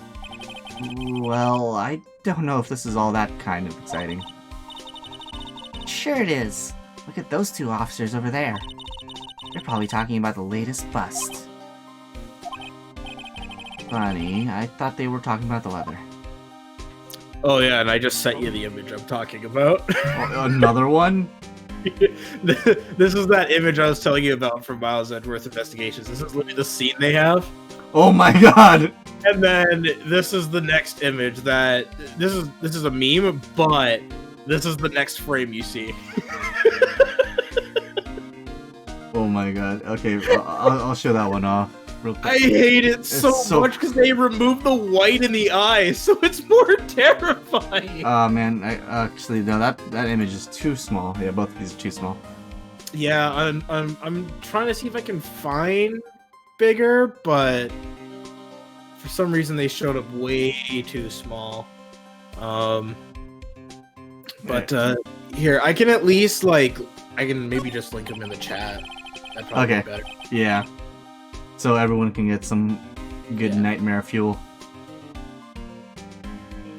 Look what look, that patrolman is saluting the other guy. He must be a detective. And then I said, "Hey, you do that, your soup will get cold, buddy." That's hilarious, sir. I laughed so hard I cried. Oh, Jesus Christ. That was way bigger of a link than I intended. I am so sorry. Oh yeah, Google links are huge. Jesus Christ. Yeah, so you gotta always make sure you open up the image. Yeah, okay. I'll make sure to do that for the next one. Yeah, because all the Google images will always have a link that huge. Dear Lord. Okay, and then here's the follow-up image. I just love the Blue Badger. Be afraid. Be very afraid. Anyway, enough of me distracting people. I guess he wasn't saluting. He was wiping tears from his eyes. They make a good pair. Mr. Wright, do you know why patrol cars are painted black and white? No idea. Why? Well, I think they're designed after a panda. A panda? Not that I have scientific proof, it's just a theory. A stupid theory! Do you mind asking how you came up with that theory? It was when I was on a school trip. I saw a patrol car, and it came to me. He had just been at the zoo, see? What about zebras? Or did they not have those at your zoo? Got a point. The banner here is announcing the crime-fighting campaign. Nice slogan. I wonder if they'll be selling fingerprinting sets. I don't think it's that kind of campaign. What family wouldn't want a set at home? It's good for finding out who snuck into the cookie jar. I think most families can figure that out without the extra help. The detectives in there look pretty busy. Just imagine, right now, behind those doors, a police drama in action. Somehow the thought fails to excite me. Alright, Gumshoe? I'll give you one word of advice, pal. You'd better not agree to defend the suspect in this case. Why not? Huh? Well, it's just that the chief prosecutor has confessed to the crime. She says she summoned the detective to the prosecutor's office and she killed him. But what if she's not telling the truth? Yes, well, no. Come on, pal. There's plenty of evidence against her. But what if the evidence was faked? Hey, pal, can I speak to you for a second? Huh? Me? Why is this little girl so peeved at me? She's a relative of the suspect. She's Lana Sky's sister. Whoa! The chief prosecutor's little sister? Just please investigate this case carefully, okay? Scientifically. Yes, sir. Oh, by the way, you might want to keep your voices down. You don't want to be overheard using words like fate. Huh? It's a sensitive issue with us these days.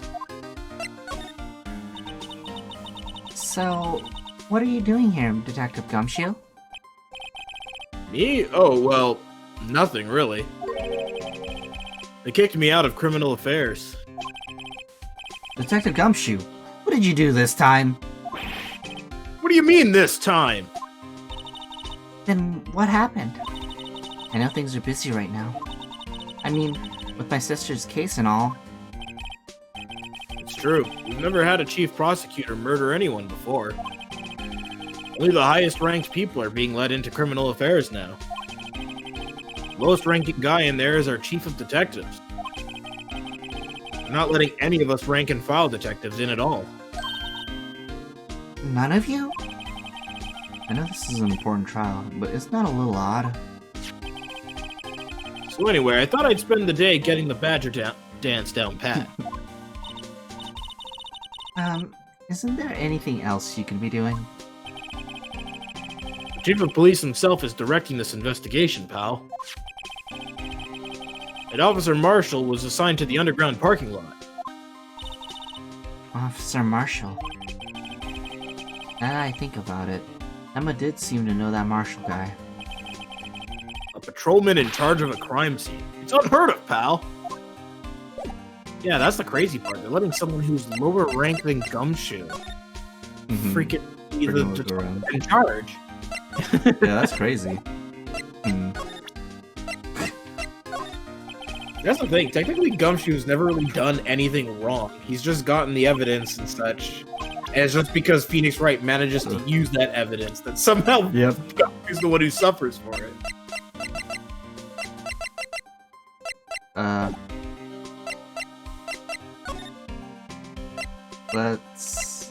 Where am I going now? I don't have to present anything to him, do I? Here's a knife.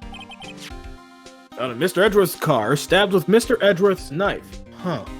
Oh my god, that is actually Maya eating a cheeseburger. Thank you for making that. That's an amazing emote.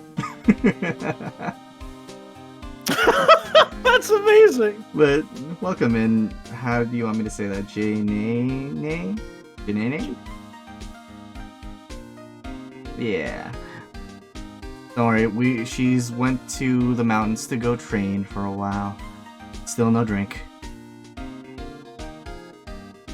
Yep, still no drink. Anyways, what would drive Chief Prosecutor Sky to do such a thing? Wait, I mean, sure, of course, someone else really did it. Someone who must have a grudge against Mr. Edgeworth. The car and the knife do seem a little too well organized to be a coincidence. Poor Mr. Edgeworth. Could have happened. We'd have to find out a little more about what's going on with Edgeworth. Hey, that's it! Oh, thanks for that hydrate, buddy. I'll drink my... Actually, I have Sunny D today. Ooh, nice. I love Sunny D. Drink She's gonna drink a waterfall. All those happy meals and pies and no drink. She's gotta be thirsty.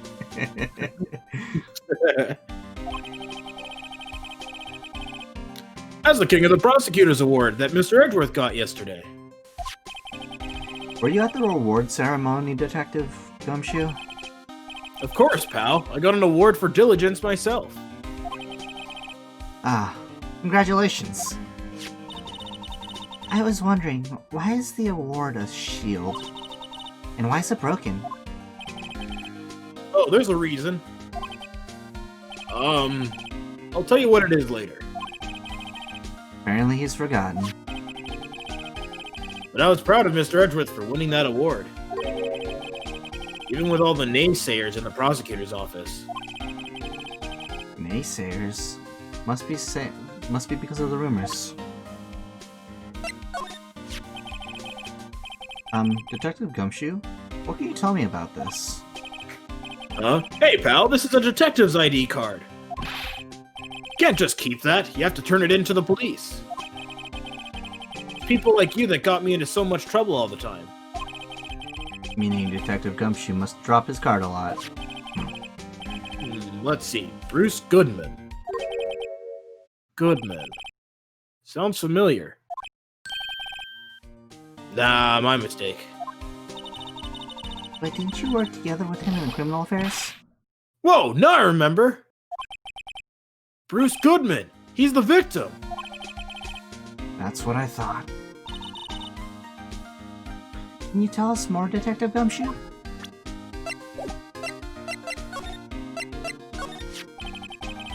So this ID card belonged to the victim? Sorry. Be good. He was a detective like myself. Detective Bruce Goodman. Don't you think it's strange? I mean, why would the victim's ID card be lying on the ground where we found it? Well, Detective Goodman should have been at the police department yesterday. There was an evidence transferal for a case he handled 2 years ago. Evidence transferal. Mr. Edgeworth mentioned that too. But Detective Goodman was killed at the prosecutor's office. Well, that's the thing. It's hard to say this, but... Oh. Thanks for the speed up. Yeah, I realized I forgot to do that, so I was just like, I should do that now while I remember. You're good. Word is that Chief Prosecutor Sky called him out there, to the parking lot. And Lana's confessing as much. He's in a tough spot, again. Again?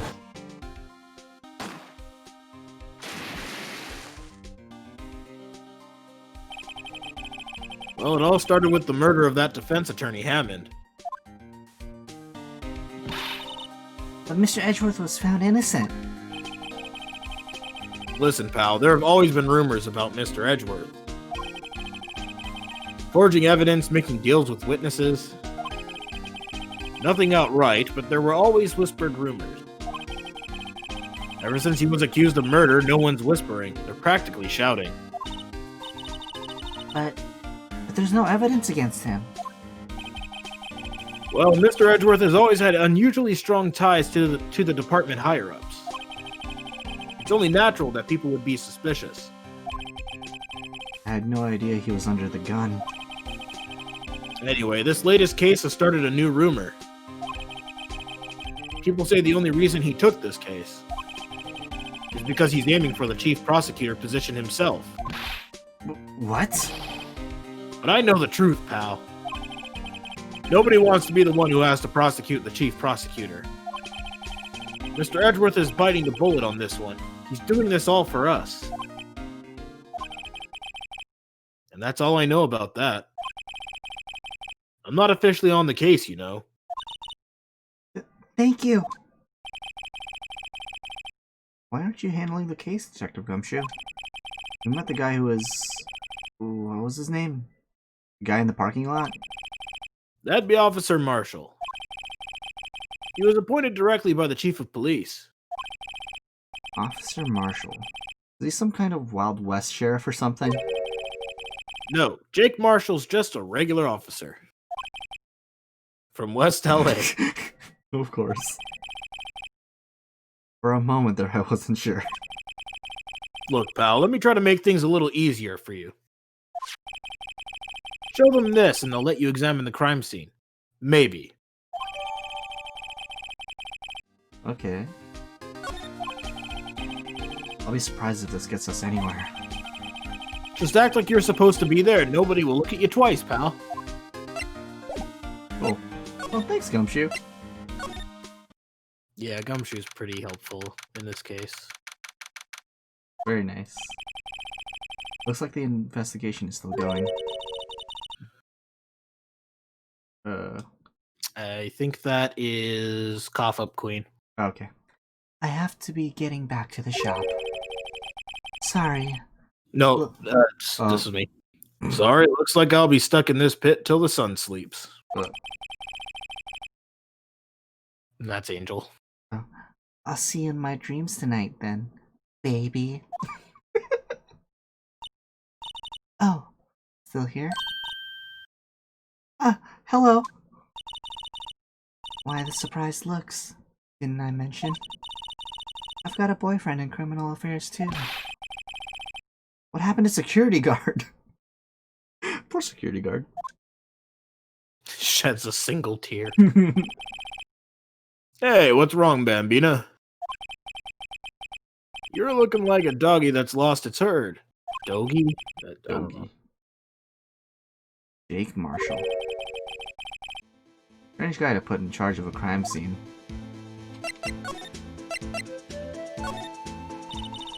There's something I wanted to ask you. The scene of the crime. A cold grave for men who've lost their dreams. And me? I watch over them as they sleep, dreaming of the desert's harsh judgment. He's asleep. Well, should we show this... should we show this hopeless case something to catch his interest? Okay. This thing?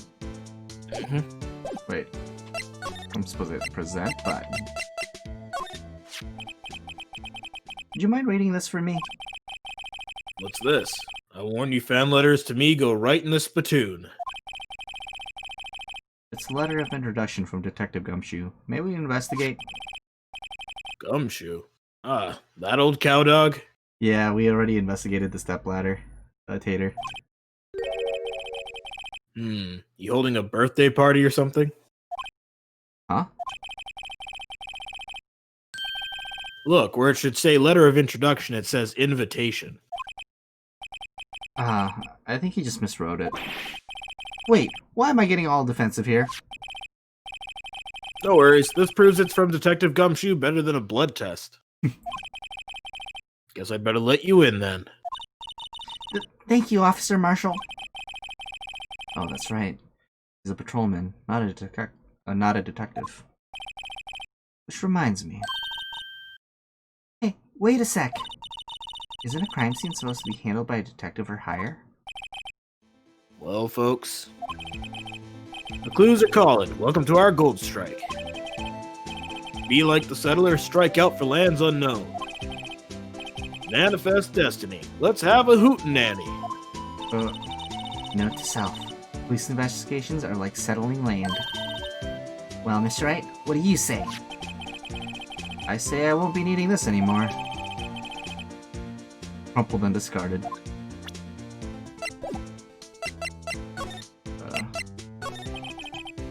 Officer Marshall, can you tell us more about the victim?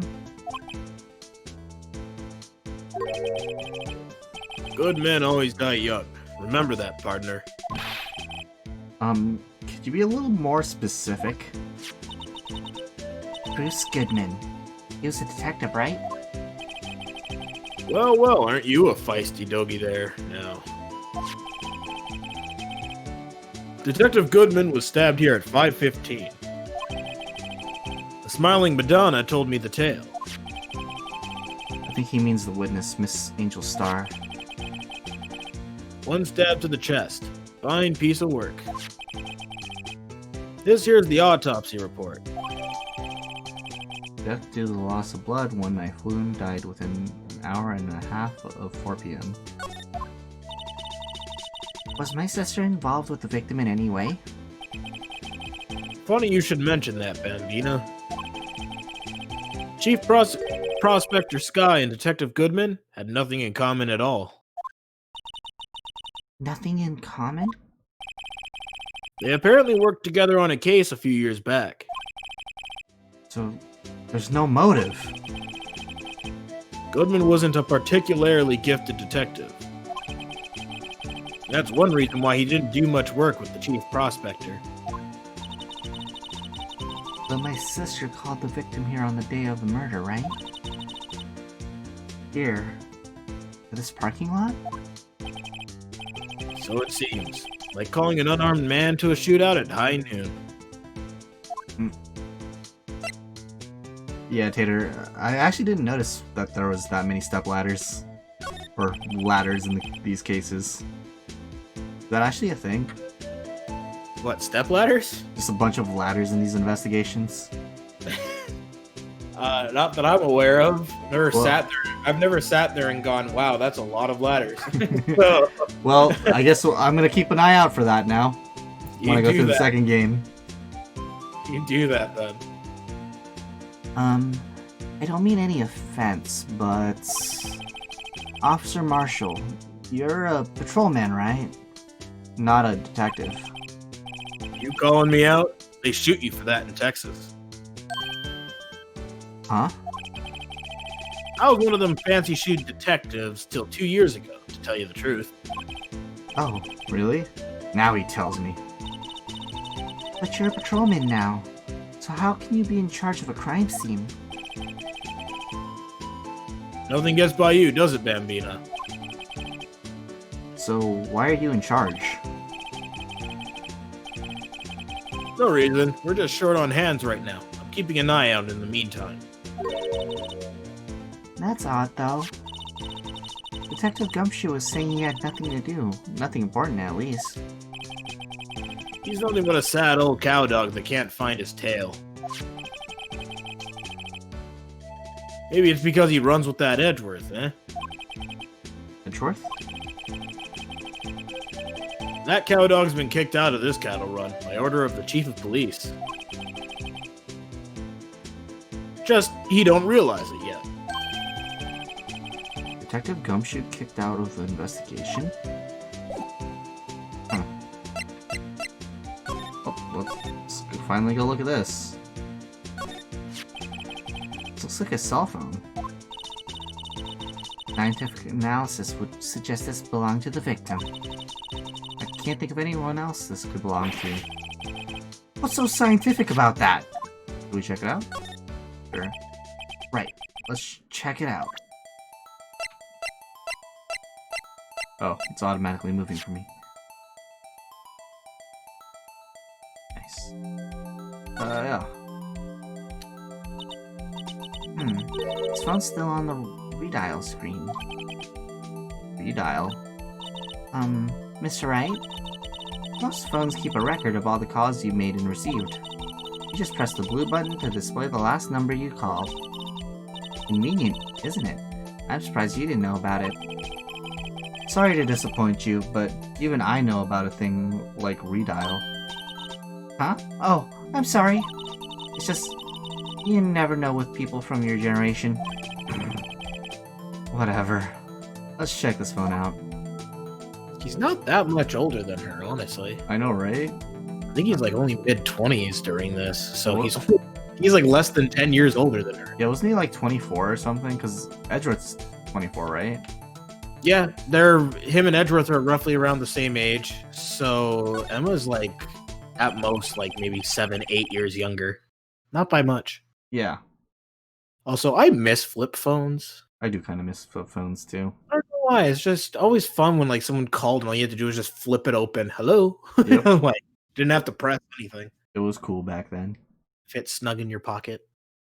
Now, to see who the owner of this phone called last. Note to self.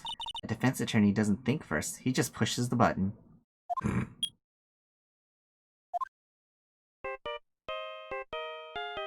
Oh my god. Hey, that song! I know that. Hey, what's going on over there? Oh, sorry. I see you, partner. You pressed redial on that there phone, didn't you? Well, yeah. Whose phone is this anyway? It was on the ground over there. Whose is it? That belongs to Chief Prospector Sky. What? It's my sister's? She apparently dropped it when she was taken into custody right after the crime. Look, the last call was made right when the murder occurred. Looks like she was fixing to call someone. Except she only spoke for a few seconds, according to this. Who did she call? Ghostbusters! No, no idea. Sorry, partner. Now I got a question for you, partner. I heard a phone ring just now. One of those newfangled ring tunes. Oh, that? Oh. I'm sorry, that was my phone. What? Your phone? Yeah, it's kind of strange, but someone called me right as we picked up the other phone and a wrong number. I hope you're not lying. They shoot you for that in Texas, partner. It's like, what do they not shoot you for in Texas? Oh, I've incited the wrath of the Lone Star Patrolman. Interesting, though.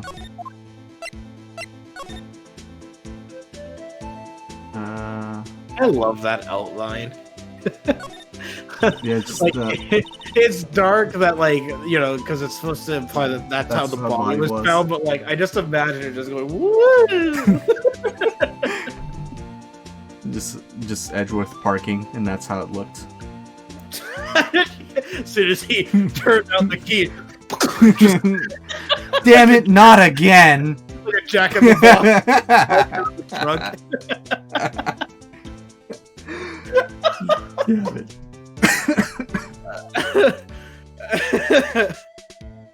Oh, man. We are such sick-minded people. We're terrible people. A block. This area is reserved for prosecutors. Defense attorneys are relegated to B block. I dream of the day when I will be able to park my car here. I'll go over to B block to buy my hamburgers from you, Mr. Wright. I'm not planning on giving up on my job that soon. Damn it. Rip. This appears to be the car where the body was found. Looks like the lock on the trunk is busted.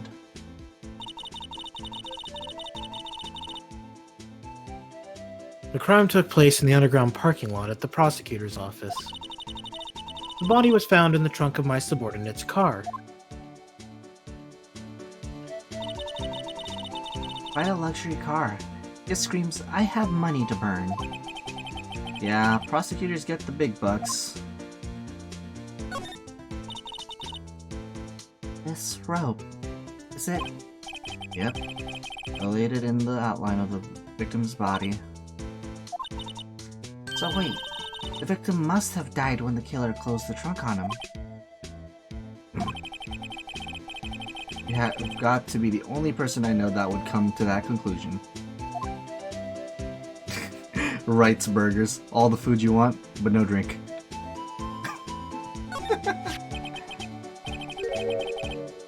What's this? Looks like a note of some sort. Look, something's written on it. 675, 1212, 122, 67S. Oh. There's a name printed on the paper above that. Goodman. Maybe it fell out of his pocket when he was killed. Well, so? What does it mean, Mr. Wright? How am I supposed to know? Note to self. For deductive reasoning, go to Edgeworth, not Wright. I'm sure. Fuck you, Emma! I'm liking Emma more and more. It's pretty great. I like Emma a lot. I do. She's a good attitude character. Very much so. I also like this sprite. It's cute. Oh yeah. Where she's just writing. You actually get to see her grown up. Oh, perfect. So it'll be nice. I'm sure Edgeworth wouldn't know what this means either. Edmund's note. B block is through here. That's for a visitor's park. I can see the Lunchland car over there, far in the distance. Hey, you're right. I like the cute design on the door. I can see a cartoon cow munching down on juicy-looking steak. Doesn't that strike you as a little creepy? Just don't think too deeply about it and you'll be fine.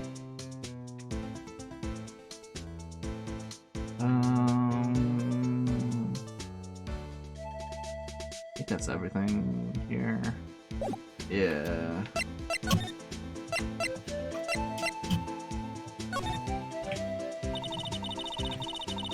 So there's no connection between Detective Goodman and my sister.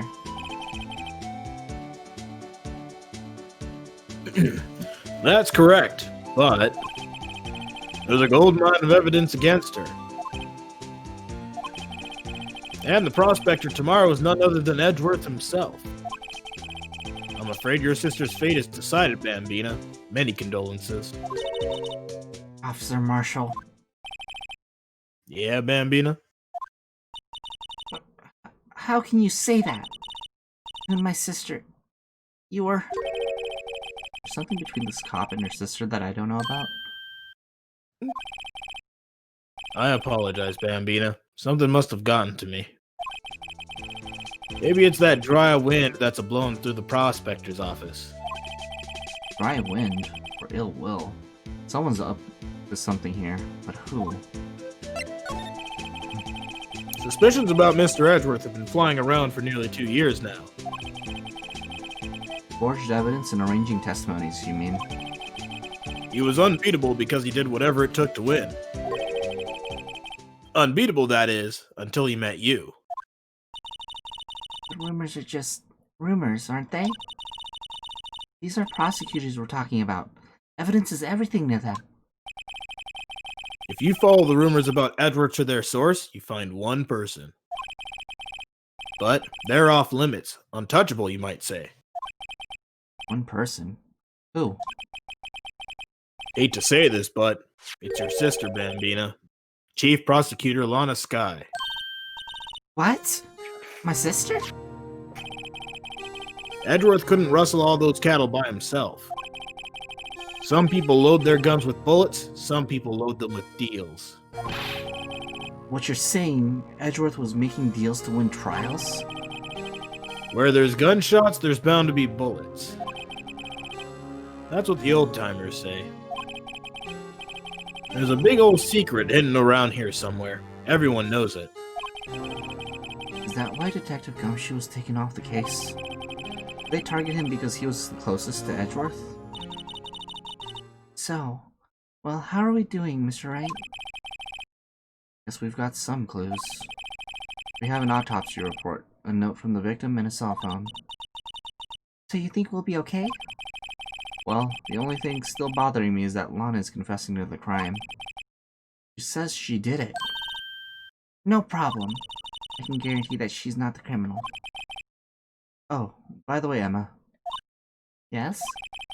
I know that song your phone plays when it rings. What?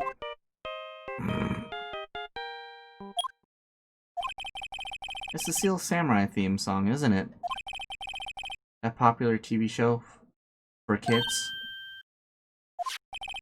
Busted. The phone that rang earlier wasn't mine. It was yours! Take that! Yeah. Wait. Oh no, it's my apple pie button broke. Uh-oh. No, there we go. It works. Take that! At 5:18, just after the murder took place. Your sister called you, didn't she, Emma? I'm sorry. Can you tell me what she talked about? She hung up right away. I see.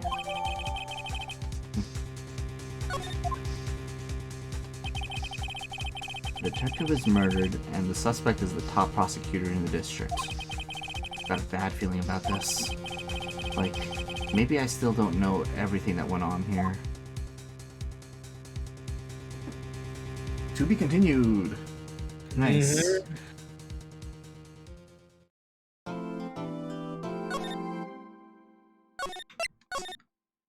Varuno. February 23rd, 9:34 a.m.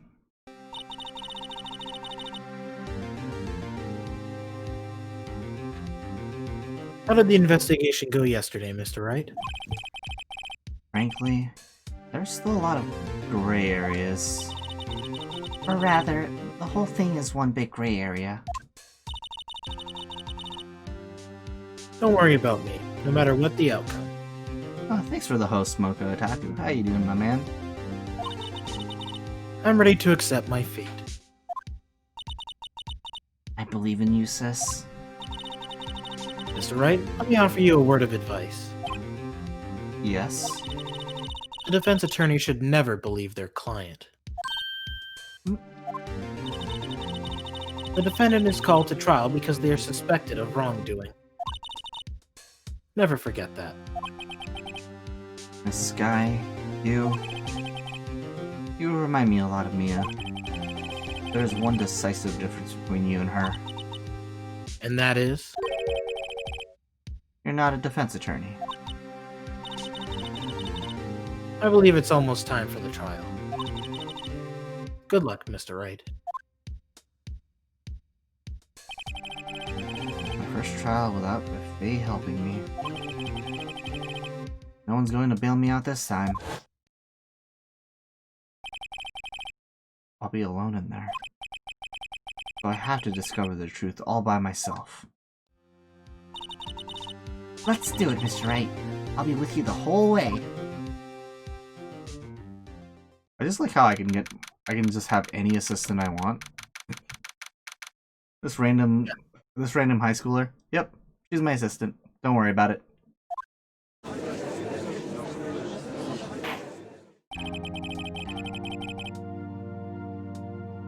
Alrighty. Court is now in session for the trial of Miss Lana Sky. The defense is ready, Your Honor. The prosecution has been ready for a while, Your Honor. You know how long we had to wait for those pies? I'm not looking forward to getting hit with those again. Edgeworth. It's been 2 months, but I haven't been in a courtroom since his trial.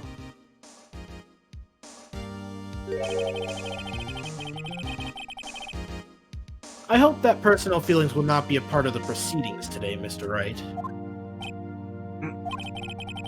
I will choose the path I think is right, regardless of what those around me might say.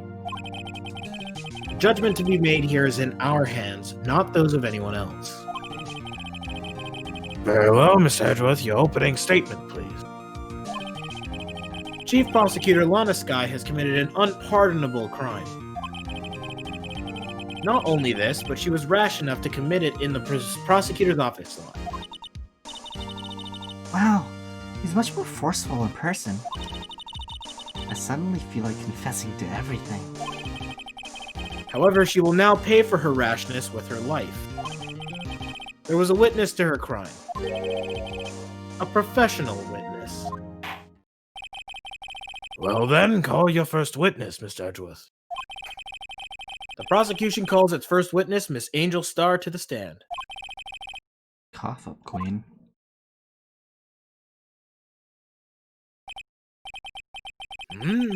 Haven't I seen you somewhere? You ordered the caviar lunch, right?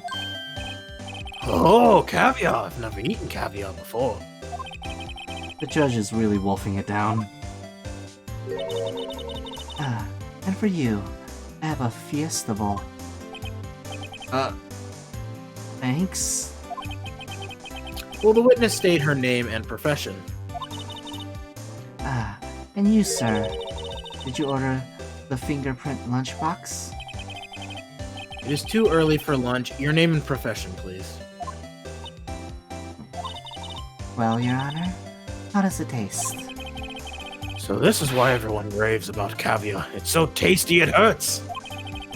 I always thought caviar would taste like pickled tapioca. What the heck does pickled tapioca taste like? Name, profession, now. Me? The name is Angel Star. Don't go forgetting it. I find myself running Lunchland these days. That what you wanted me to say, Mr. Edgeworth? Very well. Witness, please describe the incident to us. The prosecution will wait. I'm not finished eating. Oh my god. This is the goofiest you'll ever see. Hurry it up!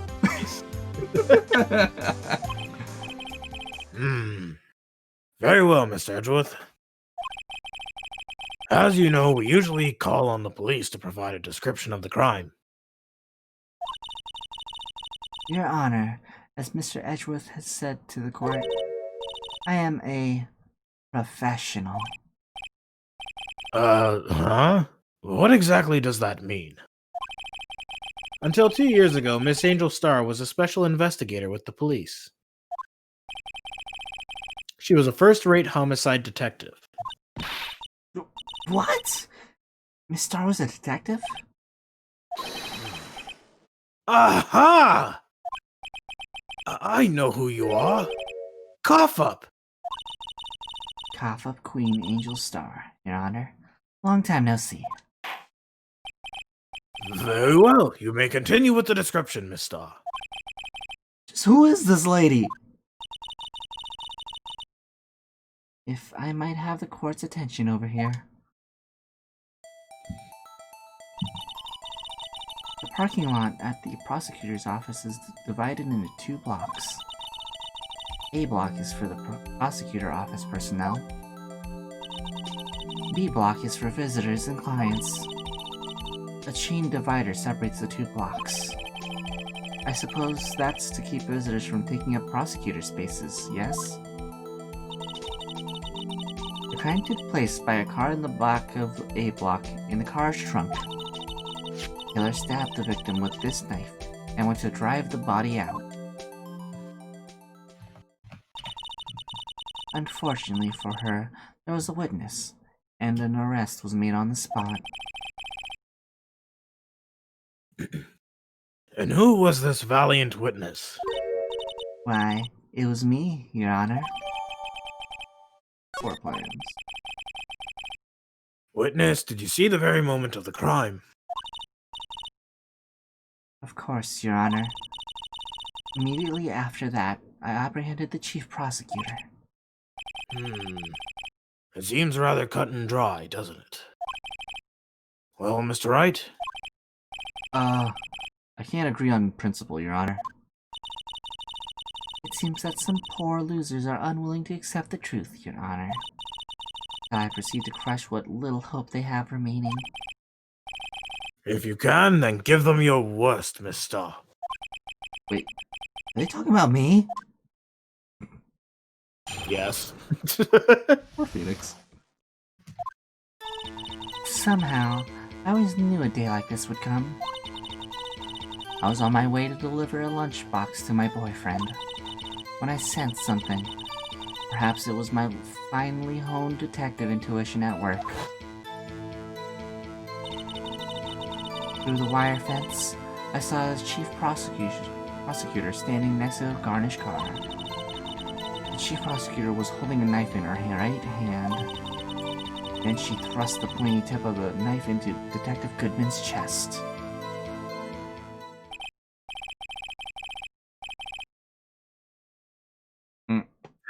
Bringing a lunchbox to your boyfriend? How touching. As you can see, there is no room for doubt. The key point of your testimony seems to be nothing other than The point of the knife, which he saw being stabbed into Detective Goodman. So, how does it feel to be utterly crushed? I'm still thinking about that. It's merely a flesh wound, right, Mr. Wright? Very well, Mr. Wright, you may cross-examine the witness.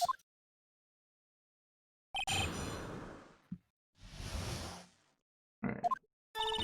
Let me look at my evidence real quick, because I don't think I've exactly looked through it yet.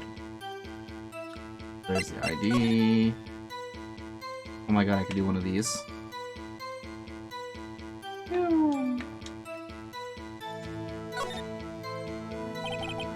Name and ID are written here.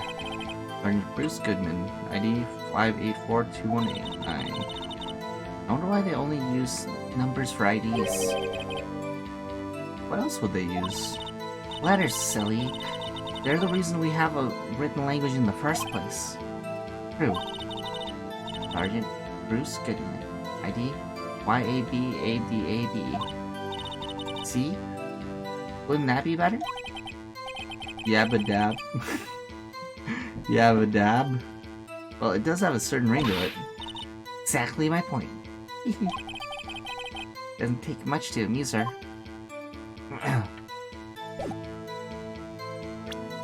There's that. I didn't look at the autopsy report yet. Let's see. Date, February 24, 5:30. Cause of death, loss of blood from a chest wound.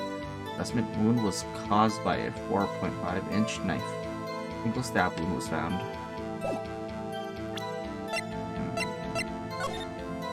There's a memo. Do I have anything else? Phone. Who's calling?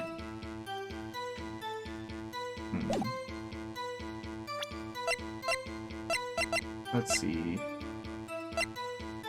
Yeah, just a second, Your Honor, while I look through all my belongings. I never got a chance to actually look at it, you know, any other time. I knew it. It was Miles Edgeworth. This is dated the day of the crime. The murder took place 3 minutes after Edgeworth parked his car. If only he was held up at the couple extra red lights, he wouldn't have been caught up in this whole affair. Perhaps. It's just to show you never know what'll happen when you run a yellow light. True. Yeah.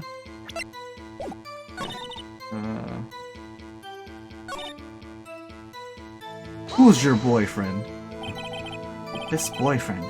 He's the detective? Not that boyfriend. Security guard. That boyfriend? You have several? Yes. This boyfriend, that boyfriend, and the other boyfriend. Care to join? The yet another boyfriend position is still open for applications. I'll stick with lunch, thanks. This. You're right. Note to self. The judge had to think before replying. The security guard room is in the lot in A block. It's up on the second level, so you can see everything from there. That would be the room with the security sign.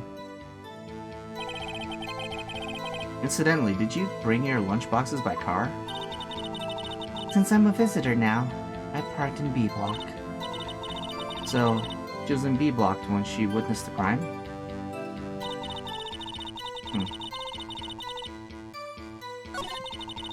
Wire fences. Interesting. I'm just gonna keep pressing each one. I'm curious. Dude, she's extra thirsty. You sense something? You're saying you had a premonition of the murder? It felt like... How would you say... Oh yes. It was like the feeling you get when you view a pumpkin chock full of seeds. I have no idea what that means. Speaking of a detective's intuition... Wasn't the victim Mr. Bruce Goodman also a detective? Yes, well, he was like a young cheese. Young cheese? A pale white cheese, not yet tangy with experience on the streets. A greenhorn. Then I must be hard yellowed and sharp as a tack. Yeah, with the odor of an old cheese to match. Now, here's the funny thing. That line was actually changed. Oh, really? In the original, she says, I bet you smell, too. I'm sad they changed it. Why would they change that? I have no idea. But yeah, she originally says, I bet you smell, too. Don't worry, Melody. Oh, But man. a lot to take in for this case, and the judge is super confused. Along with me. In any case, there in the lot, I felt something stirring in the back of my mind.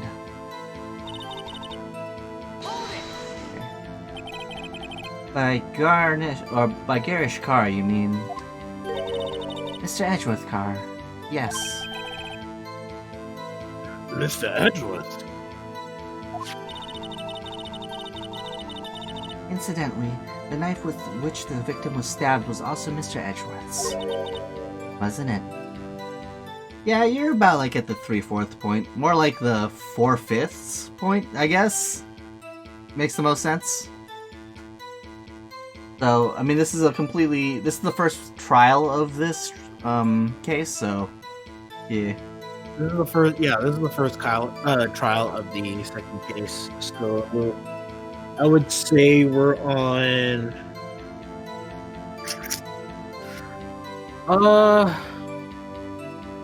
Let's say we're like 2/5 of the way through.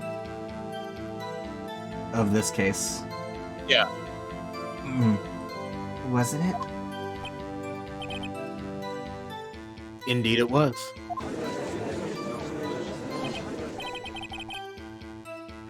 What an odd case this is. And the person you saw, you are sure it was the defendant? I saw her from no further than 30 feet away. I'm certain it was her. If she's telling the truth, we're doomed. Let's just do what we can. Even if we don't have any proof, we can always nitpick. We're dealing with Edgeworth here. I need something more substantial than that.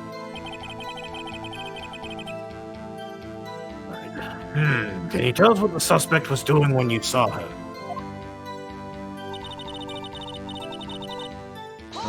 Hold it.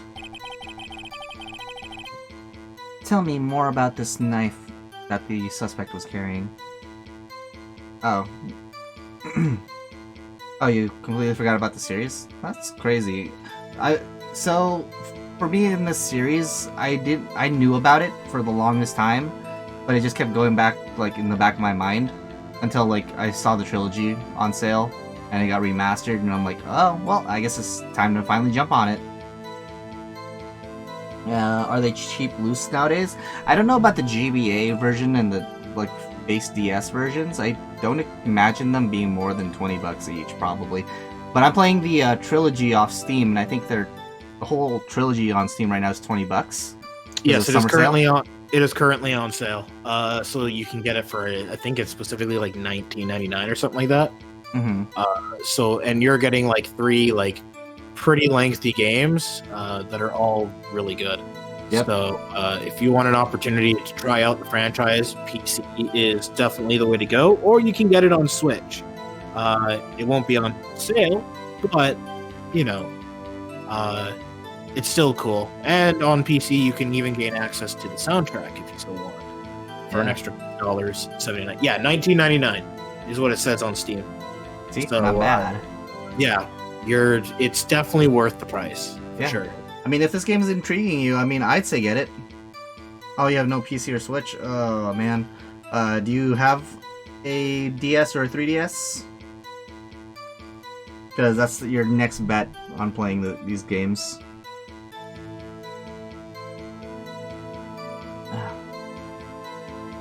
Let me think. Yeah, that's really it if you don't have a PC or that. You aim to buy an OGDS? Yeah, I mean, if you ever get a chance, buy the, what is it, the first 3 games are on OGDS, or even more than that? It's the first 3. Oh no, actually, you get access to the original 3. You also gain access to the Miles Edgeworth investigations and Apollo Justice, Ace Attorney. And then I think that's it for DS releases. And then 3DS is where you can gain access to Professor Layton versus Phoenix Wright. Phoenix Wright, not Justice for All, sorry. Trials and Tribulation. No, god damn it. Yeah, that's 3. Dual Destinies. Dual Destinies is the name. And then its follow-up, Spirit of Justice.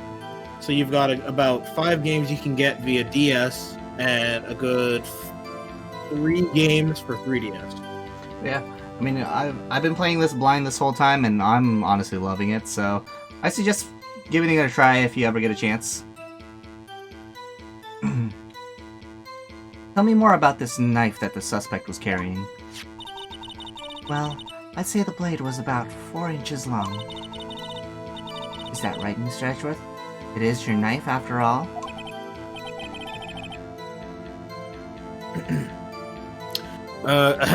Yes, that's about right.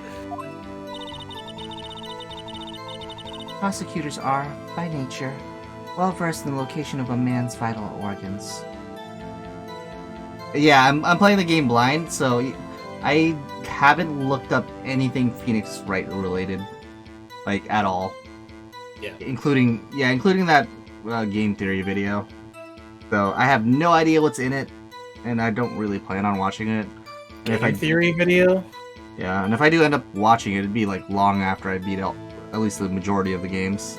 Oh, thanks. Sounds dumb. It's like, it's kind of up in the air.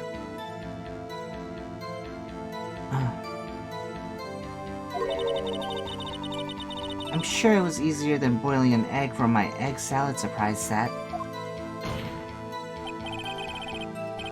You can't testify as to her ability to kill an egg. I mean, a person. Perhaps a chicken salad set would have been a better metaphor. So the defendant was holding a knife. What then?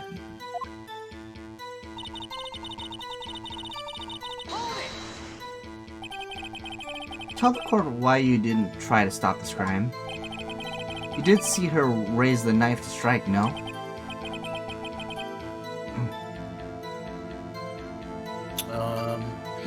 The defense has a point. Unfortunately, by the time I realized what was going on, it was already too late. Too late? Yes, the next moment, the chief prosecutor brought down the murder weapon. I see. It's only a flesh wound, Mr. Wright. We can make it. You said that before. Anything else? Scientifically speaking, Miss Star's testimony is flawless. Sounds pretty fatal to me. What do we do? Is this it? Is my sister guilty? Let's just keep our heads cool and press the witness a bit, shall we? For some reason, having her panicking next to me makes me calmer. Don't smile like that. Okay, I guess I didn't press the right thing yet, then. How did you know? I respect the prosecutor's basic abhorrence of crime. Yet their methods are ugly and twisted. Twisted methods will always lead to tragedy. The lunch lady's uninformed opinion is duly noted. Given that they are used to erasing inconvenient evidence at their whim, killing off a detective that knew too much is merely an extension of that. Miss Starr, do you have something personal against prosecutors? I felt that I had found my dream job when I became an investigator. And if it hadn't been laid off by those prosecutors over there, I'd still be one. Laid off? She was fired. To me, Prosecutors are nothing more than worms. That said, I am a pro. As you know, my testimony is unbiased and flawless. Very well, you may continue, mister.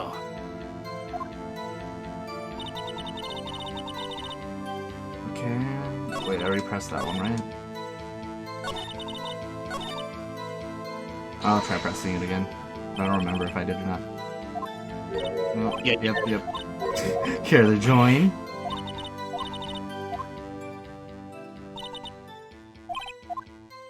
Yep. Okay. Yeah, that's the ESP, but through the wire fence or so. Why did you stop her? Yeah, which... Yep. And she pressed the pointing tip of the knife and... Okay, no, that... I already said that too. What did I not press?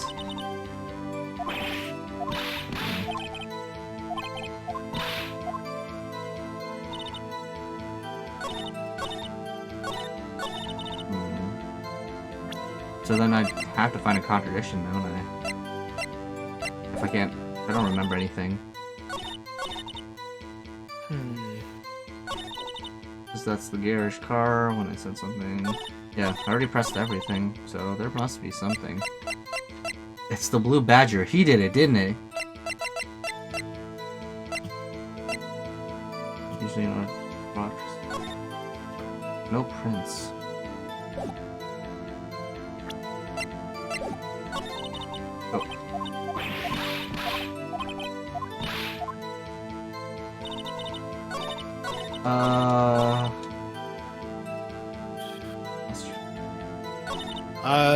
Did you receive a crime photo? I had the floor plans. Press the fourth statement.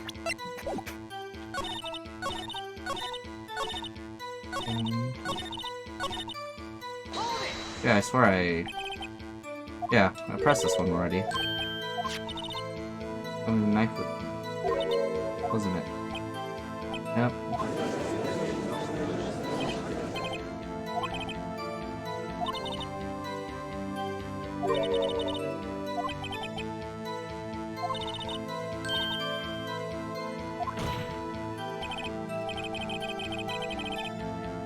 Wait. I did press this before, but I don't remember this. I think it's because you're supposed to press it a second time. Let me take a look here. Witness. You press the first and second statements. She tells you the reason that she hates prosecutors. Oh. She was bringing a lunchbox, and then when you press this statement, she elaborates more, and you'll get more out of it. Gotcha. Okay, yeah, because I didn't know I was supposed to do it in like a specific order. Yeah, it might have been that one of the previous statements mentioned the knife and car or something, and it just repeats that little bit of dialogue. Gotcha. Witness, in your testimony, you clearly stated the following. Prosecutors are nothing more than worms. Ergo, you are a biased witness. You might want to keep those silly opinions to yourself in the future, rookie. Huh? Rookie? Unless you're willing to risk the consequences of doubting me. I'll fry you like a fritter. Crispy on the outside and chewy on the inside. That was inspiring. I believe I've heard that tagline elsewhere. You can cry plagiarism. I may be relegated to the lowly post of lunch lady, but my instincts are honed.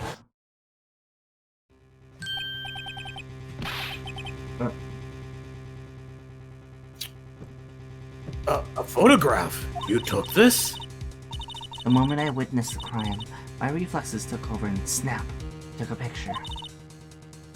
Fact. One of my lunchboxes is rigged with a camera. I suppose that's more exciting than just hanging it around your neck. Witness, why am I only seeing this photograph just now? You think I show it to you, a prosecutor? Think again. My boyfriend works in the photography division of criminal affairs. Well, this is most certainly the defendant. Crime photo. Oh, that is unmistakably Lana Sky. So what was the defendant doing at the time? Now, either on you can either present it on the 5th statement or the 6th statement. Yeah, because she's not holding it right. Yeah, because she's not holding a knife in her right hand. Yeah.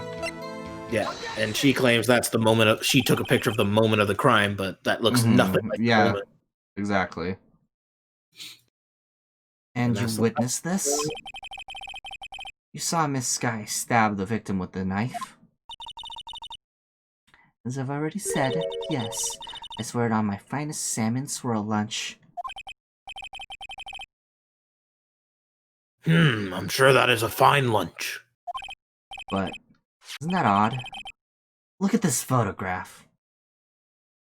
Every time I do it makes me laugh. There we go, that's right. Oh, okay. I didn't think you were going to specifically wait for me to say it. I just knew it was going to happen. Well, I mean, there was a time before where I didn't do it. True. Like, don't go assuming things about me. I'm my own man. This is the photograph you took of that very moment of the crime, is it not? Then why is Miss Sky not holding a knife?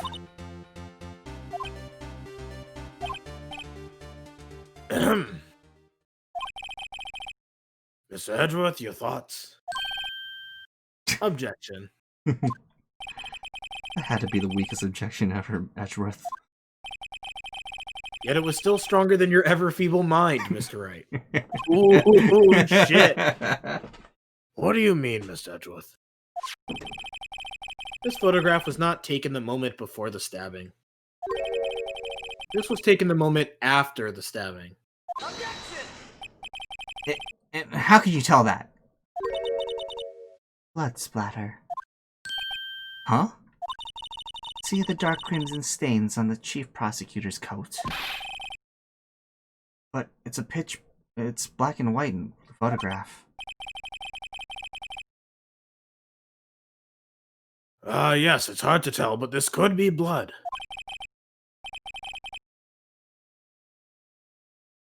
Well, Mr. Wright, I see no problem here. No problem, except you. Mr. Wright, are you gonna just sit there and take that kind of abuse?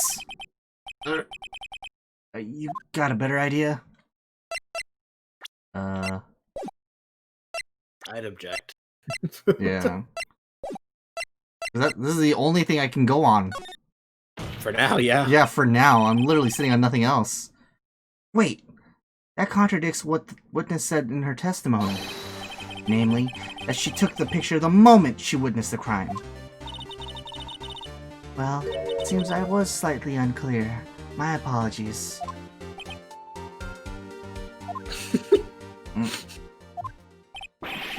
That's it? If you run out of lunch, you order seconds. Problem solved. You don't like it, try ordering the jumbo-sized lunch from the get-go.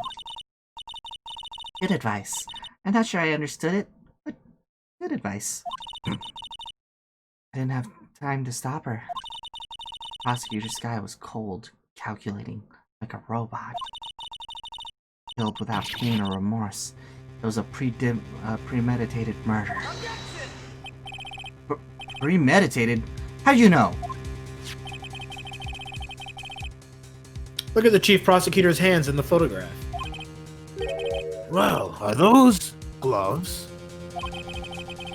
Surgical gloves made of thin rubber, most likely. Why would she have those on? If it was not premeditated, she would not be wearing those gloves.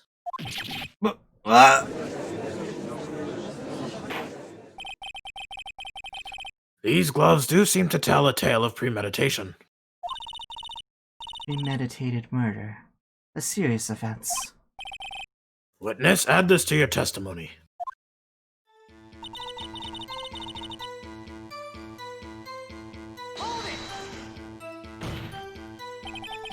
What if she was just in the habit of wearing gloves? Like driving gloves?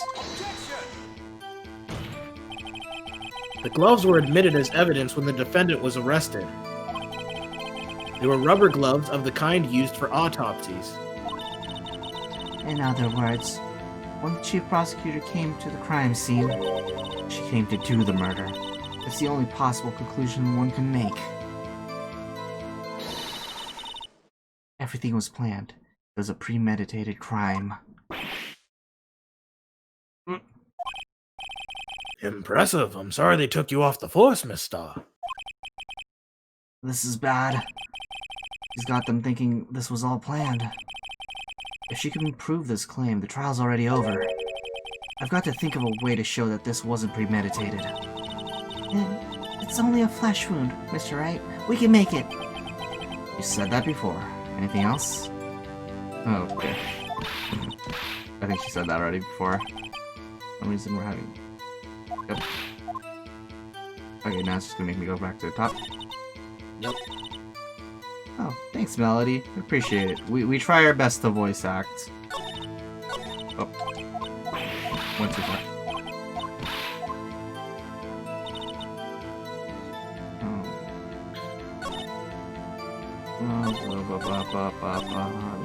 So, what are you thinking?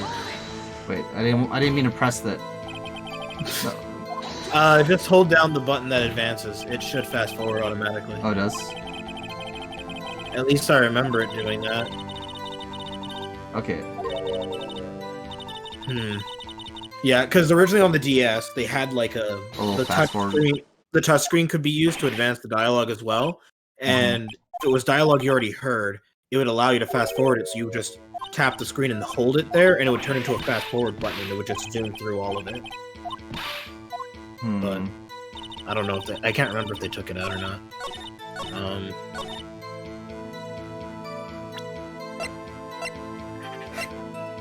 So what's your thought process here?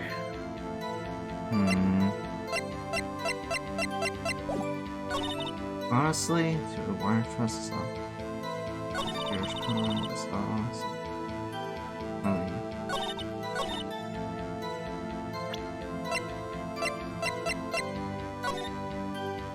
Honestly, I don't know if it's because I might be a little bit more tired than usual. But Well, what are you thinking?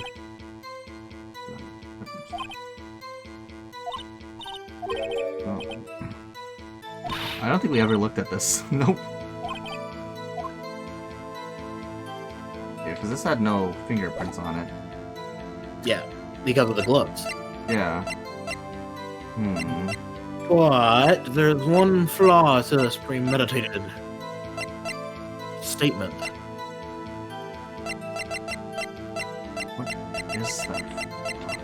Well, let's put it this way. So basically what they're saying is that she had planned the murder, right? So if she had planned the murder, what would be the essentials that she would have had on her for her to pull off this planned murder? That is clearly shown that she did not have on her. Yeah, because the knife, right? Yeah. If she had planned the murder, why would she improvise by using Edgeworth's knife that was in his car? Gotcha. Yeah, because that's she weird. would have her own. Yeah, especially if she, was actually planning on killing someone. Witness, do you know what this is? Are you trying to test me? I sell box lunches for a living, you know. That's a knife. The knife. The knife that was in Mr. Edgeworth's trunk.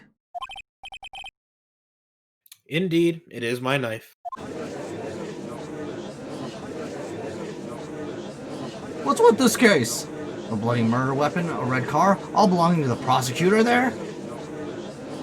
The defendant is the chief prosecutor for the district? Mommy, are prosecutors bad people? The defense has a request. We ask that the witness provide an accurate testimony. What's that, rookie? In your testimony, you stated that Lana Sky planned this murder. And that's why she was wearing those special gloves. Seems like a natural conclusion to me. The gloves do indicate planning. However, why would she not also prepare the most important thing? The murder weapon. Oh! Oh. This knife just happened to be in the trunk of that car. Ladies and gentlemen, if you're going to plan a murder, you don't forget the weapon! Ah! Order! Order! Order! Great. Now the tide is turning in our favor. Great show, Mr. Wright. My sister's as good as free. Oh, there's the Edgeworth finger thingy. Right. I believe the next lunch you'll be eating is humble pie. I already got plenty of those. Wait, actually, I didn't put my Joke's on you, Edgeworth! He's eating an apple pie. Joke's on you, Edgeworth! Hiya! Take this!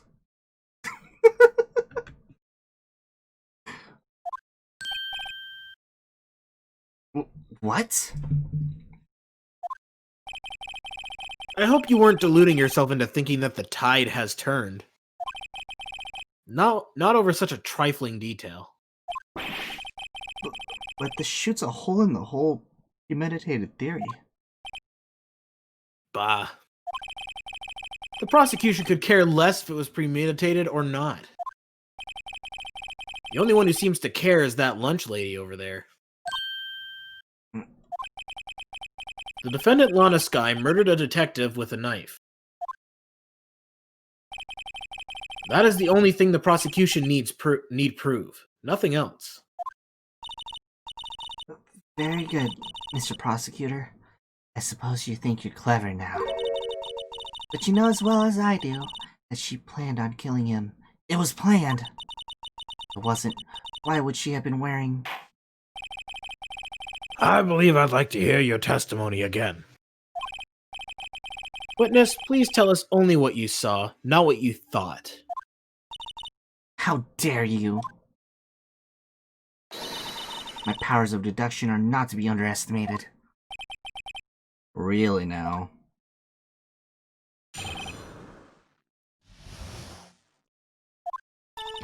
Lana Sky intended to murder Detective Goodman. That's why she called the victim all the way to the prosecutor's office.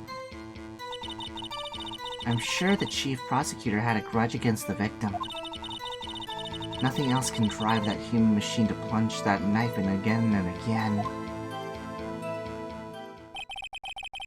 The victim was summoned from the police department to the prosecutor's office. It does sound a lot like premeditation, doesn't it? So, I ordered a pizza. Does that mean I'm planning to kill the delivery boy? In any case, the defense may now cross-examine the witness.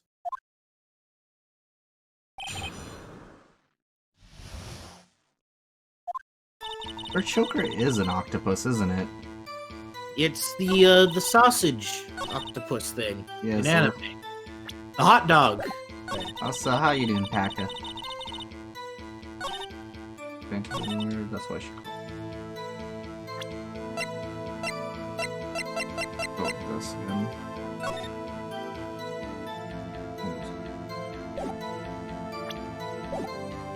Single step. Where is it? Oh, it was the very end statement. Okay. Because this is where, okay, if I lose HP over this, I'm not gonna be that mad. Oh, you're gonna present that? Yep. Oh, good. Congrats, you're right. Nice! Okay. You say she stabbed him again and again. But you couldn't have witnessed that. Are you testing me? Then I'll test you. With my moss surprise. I'm afraid the moss is growing under our feet as we wait, Miss Star. I love Edgeworth in this case. He's such a smartass. Oh, nice. Yeah, I saw that you finished Horizon Zero Dawn. I was trying my best not to look because I want to beat that game for myself, but I was like kind of looking in and out every so often. Literally didn't go to sleep till like 5, so I'm a little tired today, but yeah. But Yeah, I went to bed way before PACA started, so I couldn't have watched it. But congrats. Yeah. I'm excited for some more Death Stranding, though. It's going to be great. More monster sponsorships. Yep, monster sponsorships and walking. 5 cans of Monster every day. All day, every day. What do you mean? I shouldn't have to explain this, but take a look. The autopsy report states that death was due to a loss of blood from 1 stab wound. Aha! You're right! Good show, Mr. Edgeworth. Poor Phoenix! It's just advanced. We'll see Phoenix's reaction. What a hunk. He's my hero, really. What about my objection? No one noticed? Well, witness. You got the crime scene set, right? Oh, thanks. I always believed that no one could ever mistake ketchup for blood. But now, I realize that such mistakes are possible. So, you're saying you mistook something for blood? When she lifted her knife, I thought I saw blood at her breast. Splattered blood from her victim. That's why I thought she must have stabbed him at least twice. Then tell us what you saw that you thought was blood. Testify! The red muffler looked like blood to me. That's how ghastly the whole scene was. Red muffler. Is that like her scarf? Yeah, muffler's another word for a scarf. But she's not wearing a scarf. Maybe press the statement first just to see if anything extra pops up. Red muffler? Yes, like a scarf. The chief prosecutor always wears one around her neck. So she can be easily hanged at the moment's notice, I suppose. She's right. Wow. What a statement. Miss Sky was wearing a red scarf, wasn't she? But wait. Isn't it odd that you mistook that for a splattered blood? Well, people often mistake my beard for a bib. A judge with a bib. That's why this place feels so much like kindergarten sometimes. Actually, I do think I saw some traces of blood on her chest. However, the autopsy report is clear on this matter. There was only 1 knife wound. Apparently, Miss Starr isn't entirely sure of her own testimony. Mr. Wright, this is our chance. Chance for what, I wonder? Miss Starr has turned out to be as short-tempered as she looked when we met her. Challenging her abilities as a detective really set her off.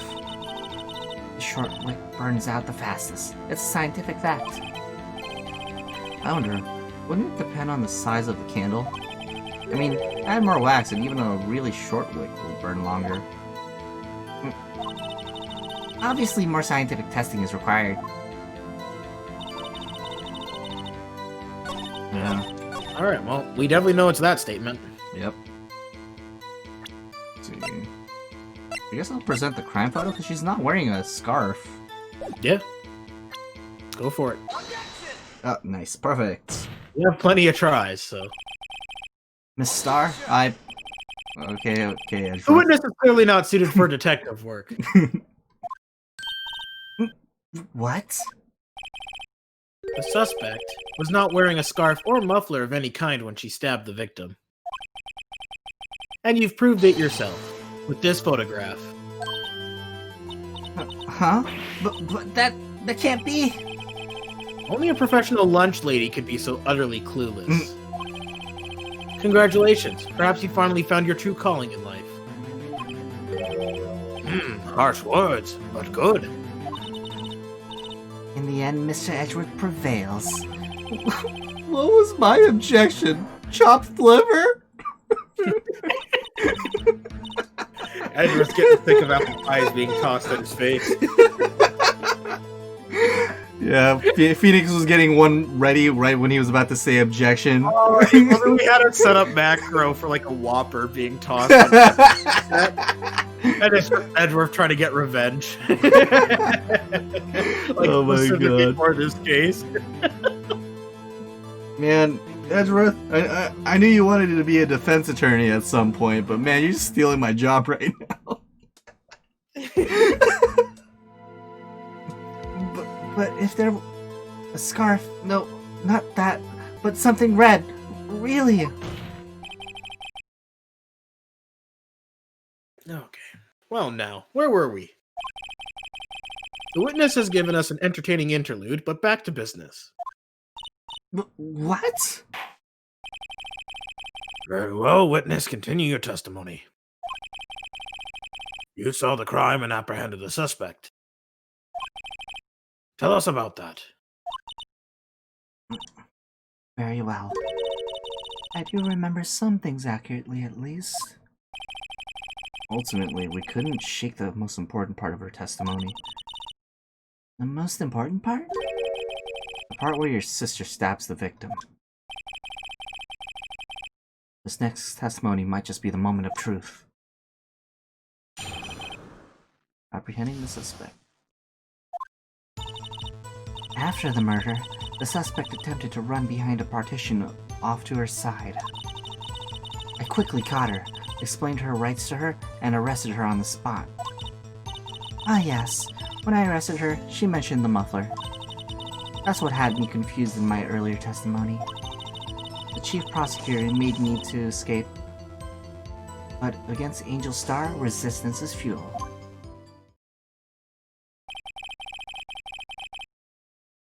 You are quite determined about this scarf, aren't you? I strike like a snake and bite like a cobra. That's me, Angel Star. That wasn't a very good metaphor. First of all, a cobra is a kind of snake. Don't bother me with details unless you want to get bitten. No thanks. Note to self, Mr. Wright is weak against poisonous snake bites. Everyone is. The chief prosecutor tried to resist, but her efforts were in vain. She knocked my hands aside, kicked over an oil drum. An oil drum? Hard to imagine. Oh, she's beautiful, but deadly. A predator, this one. A leopard woman. Rawr. Very well, Mr. Wright, your cross-examination, if you will. Okay, so, two things. Mm-hmm. Can you just quickly reset the screen share? Okay, Not to die a little bit. the audio's dying. Okay, let me just reset real quick. And then, if you want to just continue without me for just the next couple of minutes, I'm just gonna get myself a drink and finish eating my food. It should only take me like 10 minutes tops. Gotcha, cool. Yeah, I can continue. I think I know what I want to do for this one.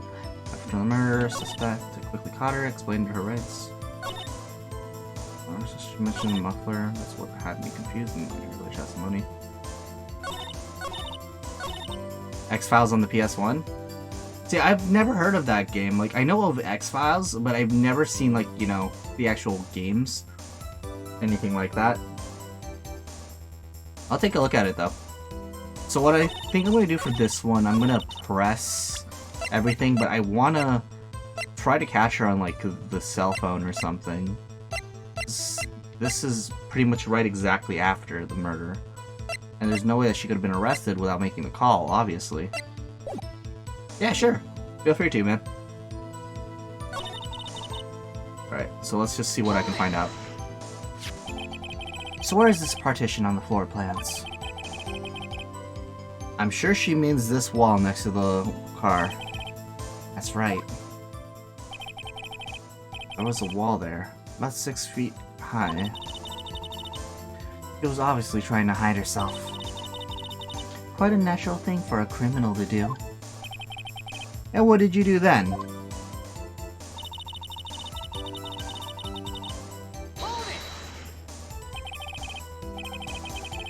Oh, I'm sorry, Melody. To be fair, wait, what did I say? Man? Dude? Usually I say dude, but I'm very tired today, so I haven't been saying things. I'm sorry.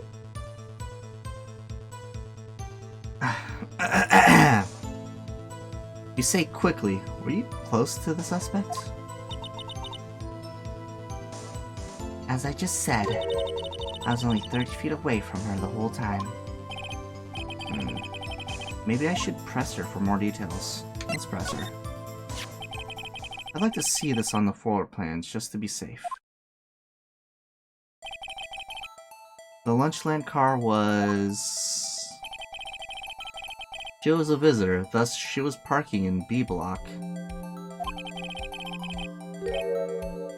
So you witnessed the murder from here? That would make it about 30 feet from the car, yes? Is that correct, Miss Starr? Yes, that's right. But there were a chain link fence in front of you. I went over it, of course. Amazing! The cough-up queen lunch lady athlete indeed. It would have taken her a little time to climb over the fence, but she couldn't have gotten to my sister that fast. Yeah, that fence was about 9 feet high, too. So, how did Miss Sky not get away?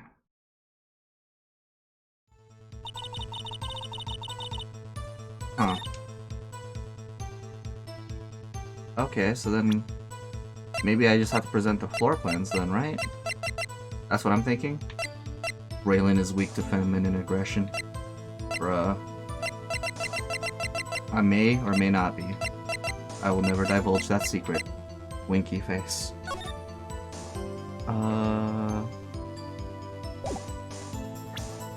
I'll try this. I mean, I still have a bunch of tries, so I should be fine. Nope, definitely wasn't it. Yep, nope. I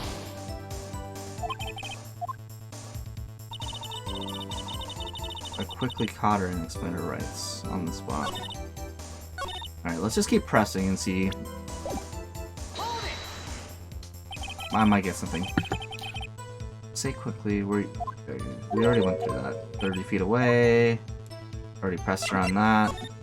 I'm technically not done, but I want to just see. Okay, so just zoom through this and then show me if there was any like new statements or anything. When I arrested her, she mentioned the muffler. What was next? So had me confused with my earlier testimony. Okay, go back.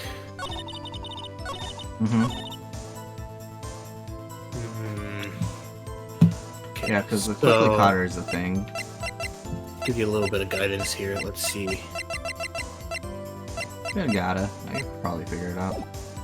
I'm just pressing through all the statements at the moment. So you got it. Did the cell phone get updated? Not yet. Okay, then you want to press the one that mentions the word muffler on her phone. She mentioned the muffler? What exactly did she say? That was literally the next thing I was gonna do too. Oh. Well like, done. I told you. I can do it. Don't worry, you're good. If I remembered exactly, I would have told you in my testimony. Cheeky. Anyway, all I heard her say was the word muffler. Just that one word? So, what you heard wasn't the suspect talking to you, but to someone else? Yes, the chief prosecutor was talking on her phone. Her phone? You can't mean... By phone? Do you mean the cell phone discovered at the crime scene? Yes, ultimately. Ultimately. My memory. It's like a salmon heading upstream, you see. No! The court doesn't see, Miss Star. The chief prosecutor first attempted to use the phone hanging on the wall. On the wall? That's right. Near the car. There was an emergency phone on the wall. Apparently it was out of order. And so she used her cell phone? Indeed. The emergency phone was out of order that day. Good witnessing, witness. Good witnessing? Whatever happened to good testifying? You should, of course, add this to your testimony. The things I do to please this rookie defense attorney. Lord Muffler was overheard during a call made to Emma at 5:18.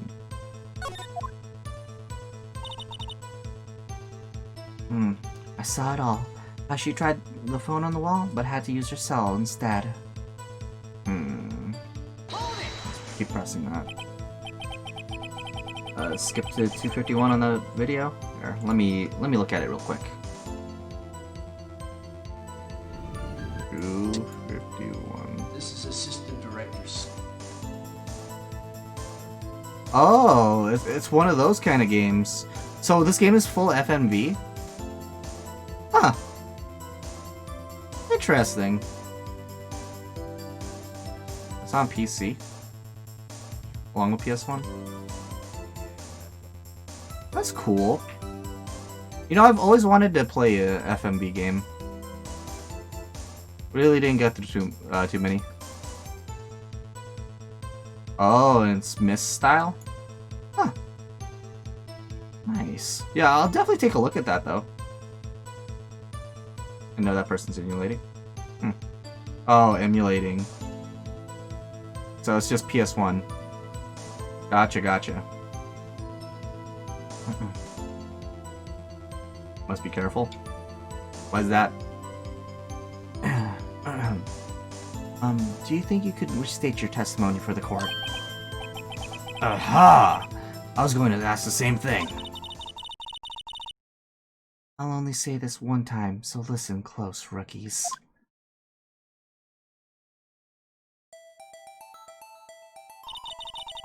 The chief prosecutor stabbed the victim and ran behind the partition.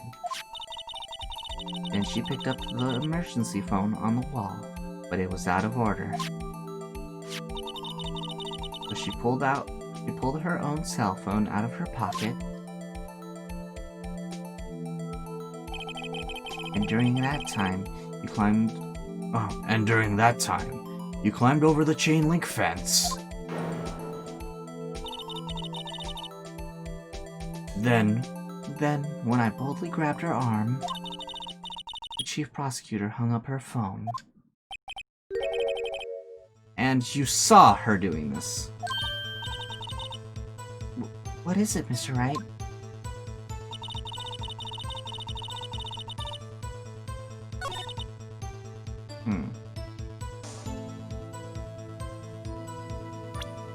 And this is the one I have to do something to. Maybe is this where I was thinking where I had to present the map? I'll try that. Still have some HP to lose anyways. There it is, got it. Okay, so I did get it right the first time. I just said it too early, I guess. And you can get killed and can be taken off the case in various ways. Do not handcuff your boss. Do not shoot civilians. Don't act too unserious when questioning others. Yeah, that's actually does seem like a very interesting game. I'll definitely try to take a look. I mean, I still have my PS2 running, but I just need to make sure my capture card for my retro games work. Miss Star, I have to conclude that you have a personal grudge against Miss Lana Sky. The witness is a former detective.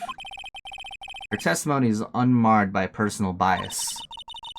Well, who would have thought that you would be my knight in shining armor, prosecutor?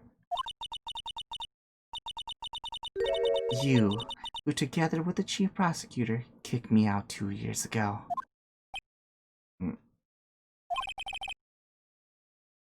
Well, Miss Star, this is a fatal contradiction with your testimony. How do you explain this? I don't know what you're talking about. Mess with me, I'll make you cough it all up. Let's look at the floor plans. You said you witnessed the crime from this point. However, if that's true, you couldn't possibly have seen Miss Sky making that phone call. I believe you see what I'm getting at. That emergency phone was on the back side of this partition. If indeed you were in B block, you couldn't have seen it! What? Order! Order! What is the meaning of this? It's simple, Your Honor. She's not coughing up lunch. She's coughing up lies! Good job, Phoenix. I knew you were waiting for that line right there. The most popped up game over is, I can't believe it, I'm gonna have to do this after 4 years of the Bureau, you should know better. Oh my god. So that's the game over I'll be seeing a lot? Okay, it makes sense. I'll add that to my list of games though, definitely. Because I do want to play a FMV game for the stream, and that seems perfect. Okay. That's quite a claim, Mr. Wright. Perhaps you will allow me a question. Tell us exactly what lie this witness has told the court. Also, welcome back. And welcome back, Bloody, also. Nice, the game's $10. Okay, yeah, I'll definitely take a look. Be sure it comes with all 5 discs. Okay. I have a retro game store somewhat close to my house, and my friend runs it, so I could always ask him if he's ever seen it around the wild. Yeah, he's probably got it, like, listed on his computer or something. Mm-hmm. Assuming he's got a computer that keeps track of the inventory. I think he does. Probably. Wouldn't be surprised. Here's where the counterattack begins. Can't afford to get this wrong. The witness lied about.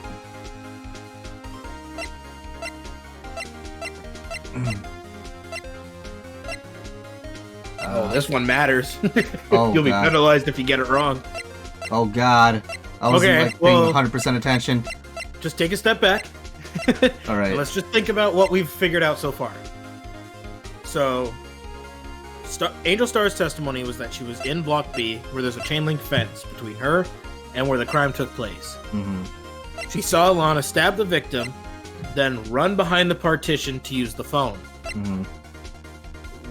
Phoenix is going to argue that there's no way she could have seen that from where she was. Mm-hmm. So, then, if order for her to have seen what she is claiming, what's wrong with her test? What is it that she's lying about? Where she saw it then? Or she saw it from a different place then? Give it a shot.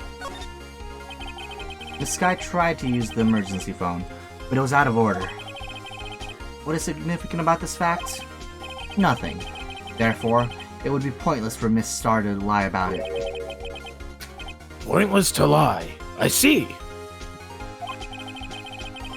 But say the witness did actually see Miss Sky using the emergency phone. It would mean Miss Star witnessed the crime from a different location. A different location? Now that's a pointless lie if I ever heard one.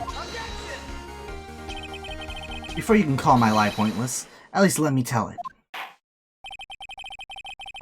Let me ask a question to our clever wordsmith, Mr. Wright. Just where was the witness when she saw the crime? All the testimonies we've heard until now points in one direction. The place where the witness was, where Miss Star was the security room, right? Well, it was suspended in the air, and it's the only way she'd be able to see the entire parking lot, so... Yeah, I'd say so. Oh, buddy, yeah. Trust me, she was kind of making me hungry too. I ate before the stream, but I'm also been nibbling on this donut secretly. Yeah, no, as she's like, every time she presents like some of those lunches, I'm like, I actually think that would be pretty tasty. I think Yeah. I'd like that, actually, to eat that. That would be nice. Let's see. Sounds delicious. This is the only place where she could have been. The security guard room. Indeed, the security room in the underground parking lot is well positioned. It's built on the second floor so you can see the entire lot. She would have been able to see the emergency phone from there. But why there? There are many other places where she could have seen the phone. Not in this case, Your Honor. The witness, not being part of the prosecutor's office, couldn't park in A block. The only place where she could have seen the crime and the back of the partition is here. I remember in your testimony you said you brought a lunch to your boyfriend in the security guard room. Yes. Well, Miss Starr?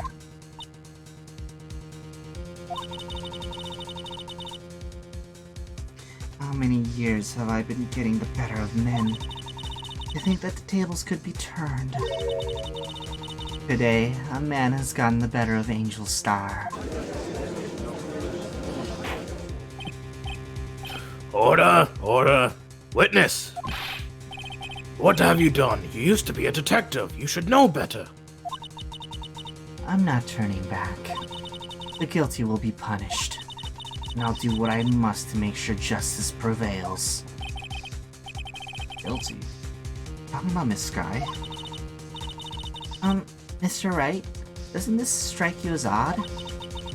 Why did Miss Starr lie? It doesn't make sense. Huh? She could have just said she saw the crime from the security guard station. It wouldn't change a thing. Exactly. This photograph tells all. It was the defendant who stabbed the victim. That truth still stands. It still stands? I disagree, Mr. Edgeworth. What?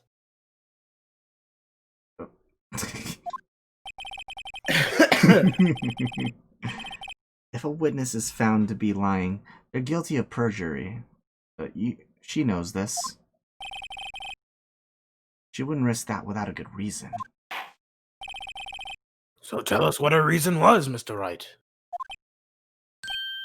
Huh? Me? Who else? Mr. Wright, let's review what we know. Miss Starr witnessed the crime from the security guard station. But she lied and said she saw it from B block. It must make a vital difference. What? What would change?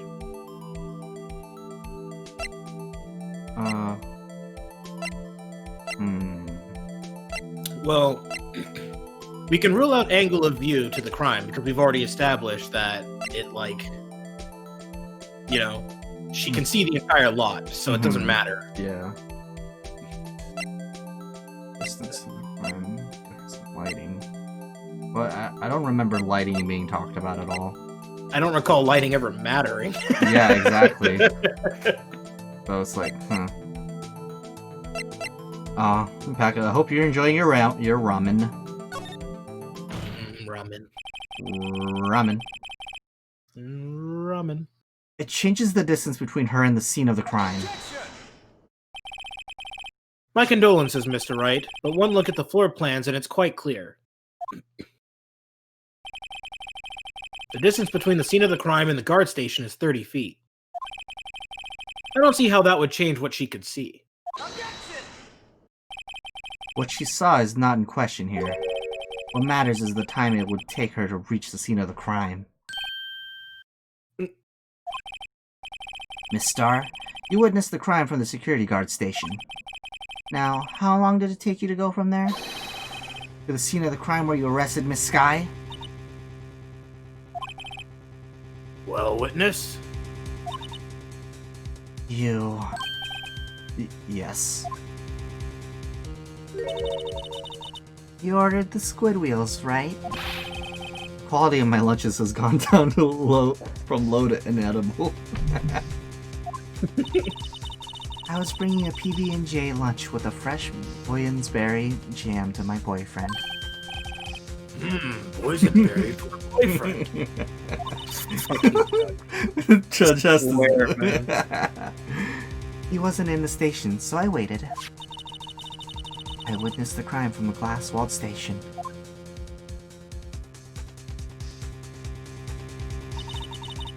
And before I knew what I was doing, I found myself running towards the scene. But the door was locked. I couldn't open it.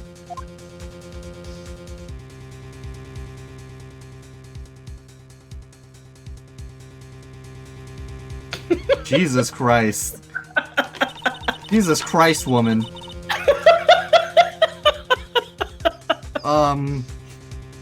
The music was pretty great for that part too.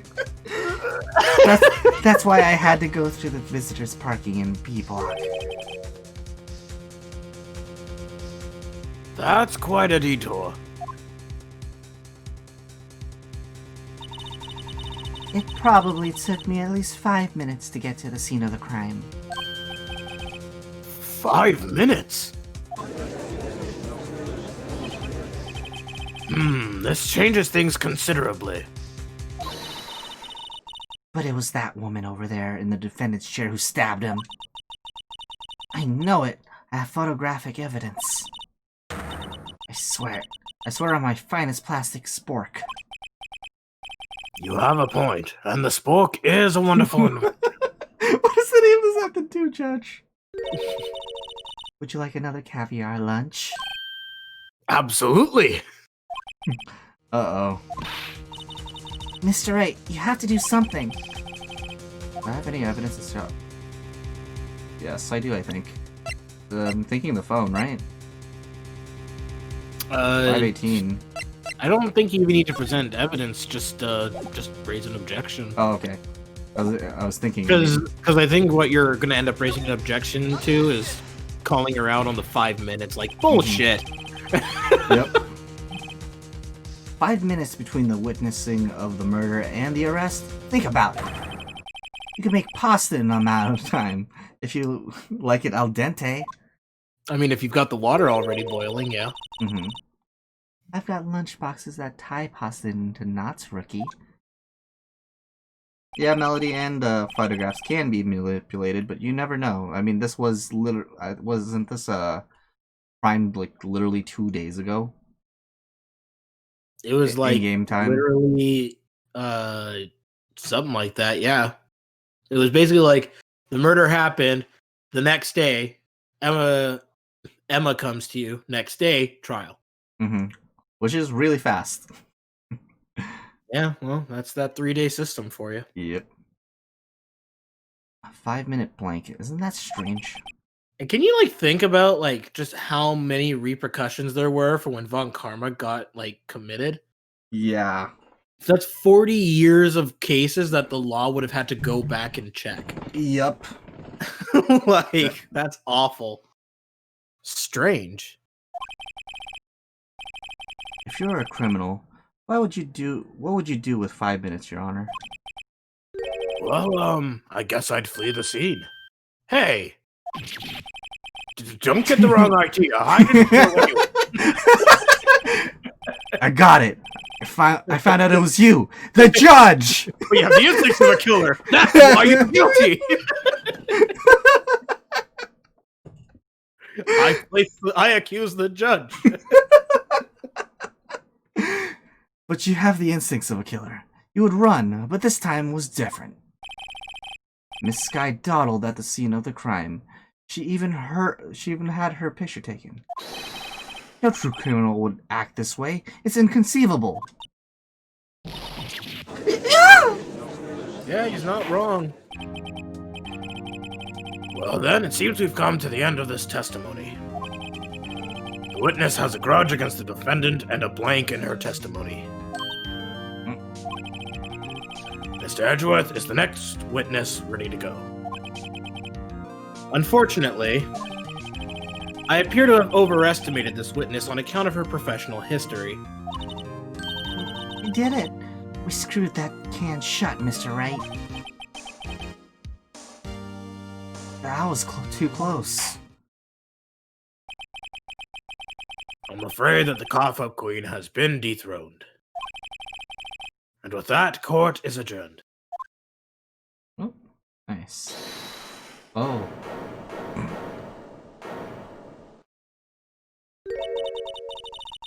Mr. Edgeworth, you ordered the squid wheels, right? That's the one she tried to foist off of me. I prefer to not take the defense team's leftovers. Anything else to say? I might be able to save you. I have decisive evidence. What was that? Is this another one of her trick lunchboxes? My apologies, but we have no further questions to ask of you, Miss Star. Ah, Oh, people already firing fireworks. Oh, Jesus. That's No. what that was. I thought someone just slammed their head on a desk. Nope. I thought literally she like reached for the lunchboxes and you just went. Damn it, another lunchbox! God damn it! Stop Blood- putting the lunchboxes. Bloody's right. Why'd she drop another teriyaki box order? I have to admit though, I like that cute design of her on the box. Yeah, that is actually a really cute design. It's like a good emote. Mm-hmm. She should be a Twitch streamer. Angel Star, and her username is Cough Up Queen. There we go. Easy enough. is this your jumbo lunchbox? Woohoo! A triple decker! Judge. Out of deference to the witness's determination, I'll allow one more testimony. Damn it, Judge. He just got bribed. Let's hear about this decisive evidence. Like the Lunchland motto says, you won't be disappointed. What's she going to pull out of her lunchbox this time? And I know, right, Bloody? I hate when people don't, Ugh. It's literally 3 days away, and people are still firing their fireworks right now. There's somebody who's a part of a Reddit that celebrates Christmas, and they're starting to celebrate it. They're starting to get ready for it already. And the person's like, "I'm trying. I promise you, I'm doing my best." Mm-hmm. Trying to get them to not. Yep. Not do all this stuff so early. One person against an entire Reddit feed. Yep. Oh man. I should have mentioned those 5 minutes when I wasn't looking at the crime scene. And now, for the matter of the victim's shoe, did I not bring this up? 2 types of blood were found on this shoe. One was, of course, the victim's, and the other blood type matched that of the defendant, Miss Lana Sky. The shoe proves it. It's flawless, decisive evidence.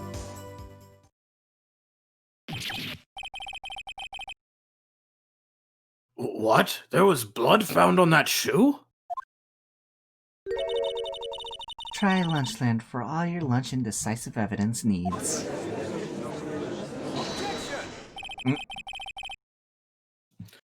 Witness, what's the meaning of this? Why is this the first time I've heard of this evidence? Simple. As I've already said, I don't trust you with evidence, Mr. Edgeworth. That's why I took the liberty of investigating this myself. And you had blood tests performed? Didn't I mention? I have 3 boyfriends in forensics. In any case, Your Honor, I can't accept this as evidence. What? You must know the 2 rules of evidence law. Rule 1. No evidence shall be shown without the approval of the police department. Haven't we broken that rule 17 times now? Not exactly. Not 100% exactly. You'll see why in just a moment. He's Yeah. about to say the next rule. In other words, this shoe is illegal evidence, at least for the time being. Is that right, Mr. Wright? Seems so. Edgeworth sure is celebrating. Not so fast, Mr. Edgeworth. Don't forget, I used to be a detective. As I mentioned previously, the shoe has already been tested by a member of the forensics department. As you can see, it was approved by the police department as of today. Even the general public can produce official evidence. Mr. Edgeworth?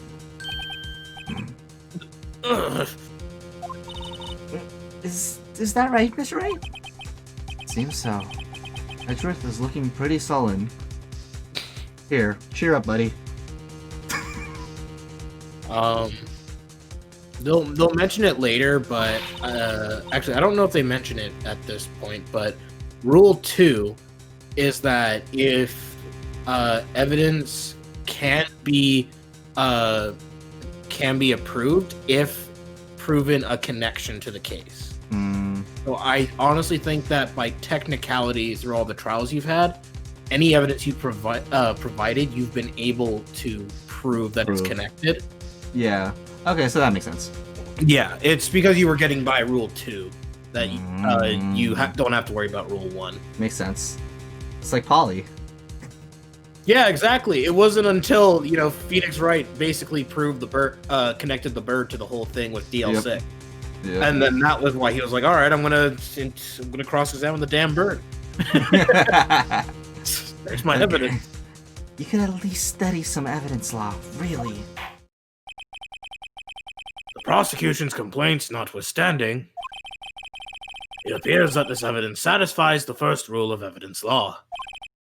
However, it seems you have yet another count against you, witness. Anything to ensure that the guilty are properly judged. Victim shoe. An enamel shoe bear traces of blood from Goodman and Juan. Very well, Mr. Wright, you may cross-examine the witness. Oh damn, I already forgot the statement. What, the statement? Yeah, the whole entire thing she just said. She was saying that on the shoe there's... Oh, well, actually, there you go. You've got your entire cross-examination right here. Yep. 2 types of blood were found on the shoe. Matched up. Yeah, have you noticed the sudden increase in difficulty? I mean, it's gradual. It hasn't been, like, awful. No, I'm not saying, like, awful, but have you noticed how, like, it's definitely showing how much harder it is to find an objection-worthy statement? Mm-hmm.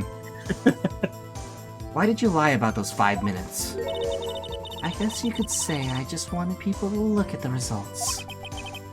The results? How many times do I have to say this? I saw the chief prosecutor stab the victim before my very own eyes. Compared to that, a 5-minute plunk means nothing. Then why didn't you just tell the truth? Don't make me laugh. We're dealing with the most untrustworthy of the vile lot known as prosecutors. Falsified evidence, arranged testimonies, erasing and manipulating evidence. When you fight monsters, you need to use every trick in the book. This is when the suspect is admitting she did it. But false testimonies is the most despicable crime of all, Miss Starr. Let's just get this over with. Before I throw you in prison. Okay, let's keep pressing. And you found the shoe at the scene of the crime? I detained the chief prosecutor and notified the police department. I wanted to make myself useful while I was waiting for the police to arrive. So like an ill-trained pooch, you snuck off with a shoe. I was afraid someone would erase the chief prosecutor's crime. The shoe was my secret weapon if that would happen. See this fashionable basket I have here? Carries more than lunchboxes, gentlemen. I'm happy for you and your lunchbox bag, really. In any case, you removed valuable evidence from the scene of the crime. Now tell us what you did next.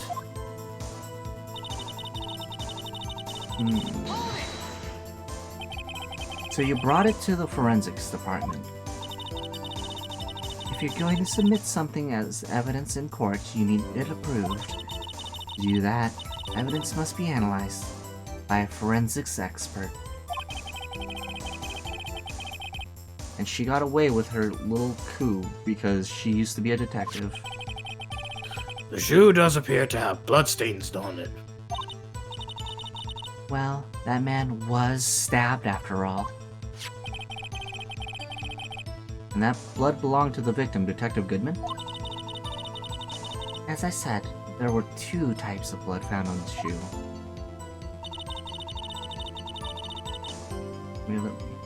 Okay.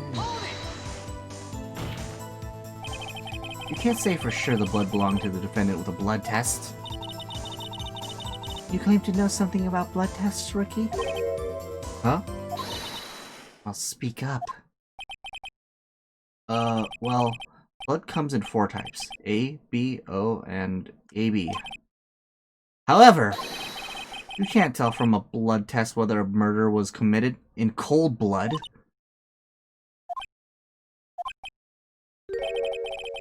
That's just a figure of speech, Mr. Wright. Actually, we can differentiate between millions of types with all the blood tests out there. Which means that we can more or less narrow down any sample of blood down to just one person. Or so I hear. That's pretty specific. If I had a little more time, I would have gotten DNA test results. But they said there's very little doubt it could be anyone but Lana Skies. So the suspect's blood was found on the victim's shoe. That ties her directly to the death of Detective Goodman. I was afraid he was going to say that. Okay, I'll press that and then figure out what I need to give. I can't let this evidence go through without a fight. You ordered the peppered fish guts, right? Some like it hot, Mr. Wright. Some, like your client, using enough hot water to make a whole vat of soup. Mr. Wright, do you or don't you have a problem with this shoe? Problem? This is critical. Is there a problem with the victim's shoe? There's a problem. If I'm not imagining things, I say there is one critical problem with this evidence. A clear contradiction. That gleam in your eyes. You're still young, rookie. I'd give you a peppered fish gut now. But you couldn't take the heat, could you? Let's hear what Mr. Wright has to say. What is contradictory about the victim's shoe? Show us the problem with this evidence. Okay.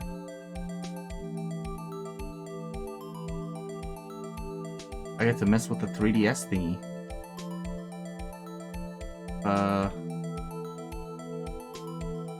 I can't see the shoe size. I can't see what brand it is. No. Damn. I feel like it's staring you right in the face. You're just not acknowledging it. Is it the blood stain? On the bottom? Yeah.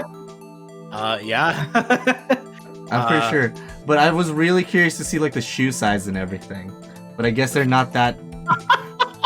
It's not his shoe. Other dead man's shoe.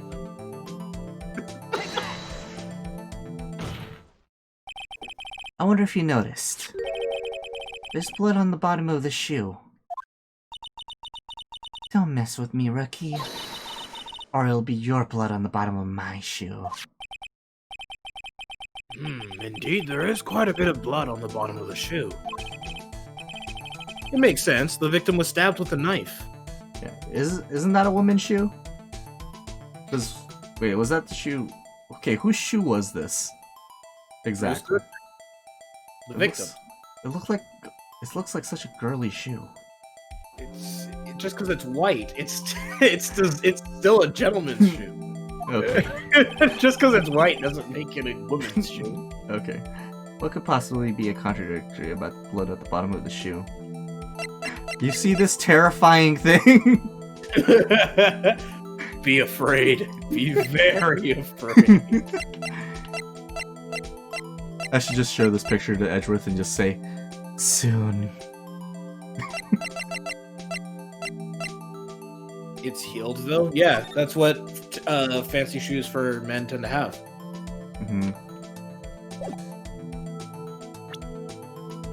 About the blood at the bottom of the shoe. Yeah. There's no blood stains or anything in the bottom, right? Or is it the photo again? Yeah, because think about it. Yeah, that's the only thing that's showing anything with the Like, bottom. it makes sense for some blood splatter to be on the top, but in that crime photo, wouldn't there be a pool of blood? Mm-hmm. Nice. The problem lies in the footprint. The footprint?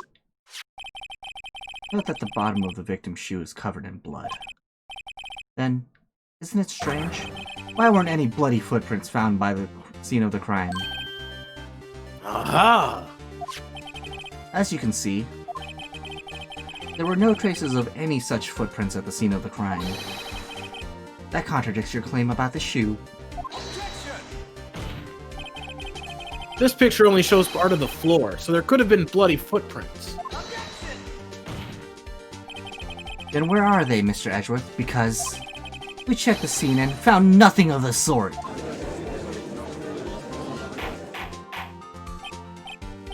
Order! Order! Well, witness? What? Great going, Mr. Wright, but it's true that the lack of the footprint is a contradiction, but then we have to ask why there wasn't a footprint. Oh, That's true. There has to be a reason why there wasn't a footprint. think, Mr. Wright, think. Okay, I don't know why it's not there. I'm just good at finding contradictions. What?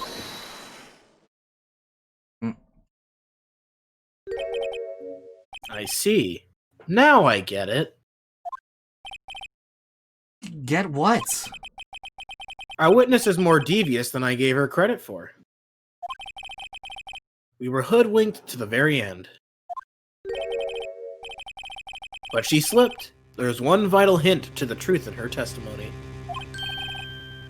What are you talking about? Think back to when she told us about apprehending the suspect.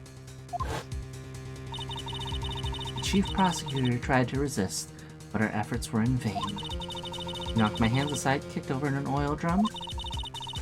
Oh, she's beautiful, but deadly. A predator, this one. A leopard woman. Rawr. I thought that was a strange thing for the normally cool-headed chief to do. No kidding. Now, witness, allow me to ask a very simple question. This oil drum, was it empty? Oh, that... I'm not sure I liked your attitude, Mr. Edgeworth. Though apparently, you're not the slowest conveyor belt in the lunchbox factory. Witness, well, was the oil drum empty? The oil drum kicked over by the chief prosecutor was brimming with water. Water? What does that mean? Still don't get it, Mr. Wright? Do you want to know the reason she knocked it over? The real reason? Aha, you don't mean... Yes, the suspect knocked over that oil drum for one reason and one reason alone. To erase the bloodstains that would become evidence against her. What? That ties things up quite nicely.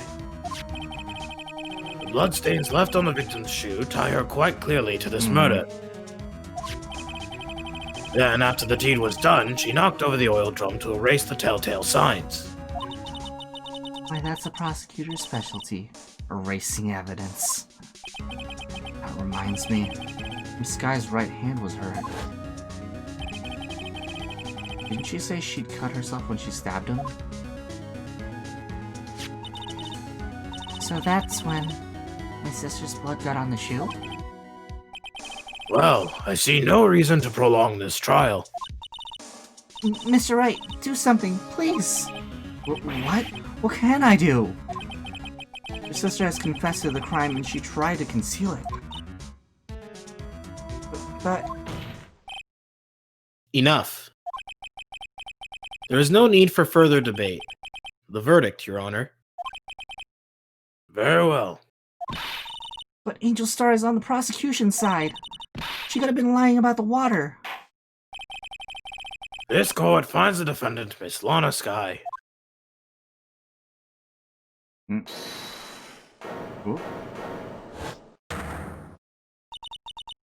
Little girl, what did you just say? Me? You say that I, Angel Star, was on the prosecution side? Well, yeah, you are. You're saying my sister hid evidence by erasing the bloody footprints. Well, I thought you had your fill, but here you are demanding a second helping. Another lunchbox. A lunchbox called evidence. Wait, witness, don't tell me you have something else. The time for deliberations has passed. Any further comments and you will be held in contempt of court. Your threats don't scare the cough-up queen. Look at this! A photograph? I had it just in case anyone had the gall to suggest that the white shoe didn't belong to the victim. I see no room for error in this evidence. Mr. Wright, wait! Look at the asphalt in the photo. Hey, it's clearly wet. Erasing the last trace of doubt from the court's mind. Immediately after the murder, the crime scene was washed with water. I'm sorry, Mr. Wright.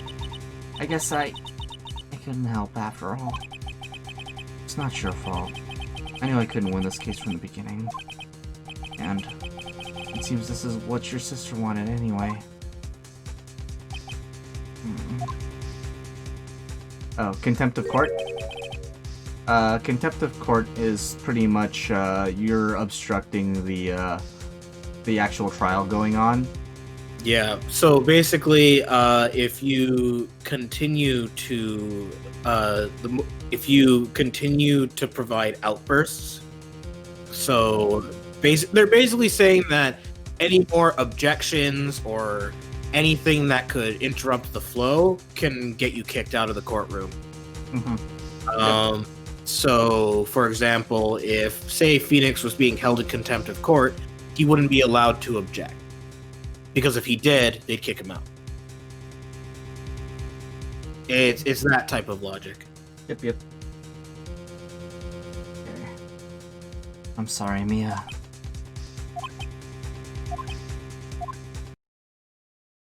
Right? Wet or not. Don't be so quick to throw in the towel.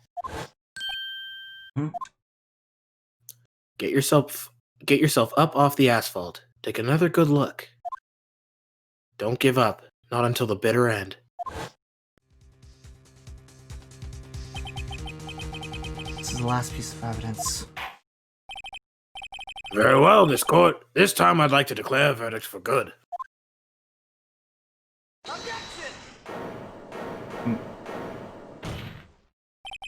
Your Honor, wait!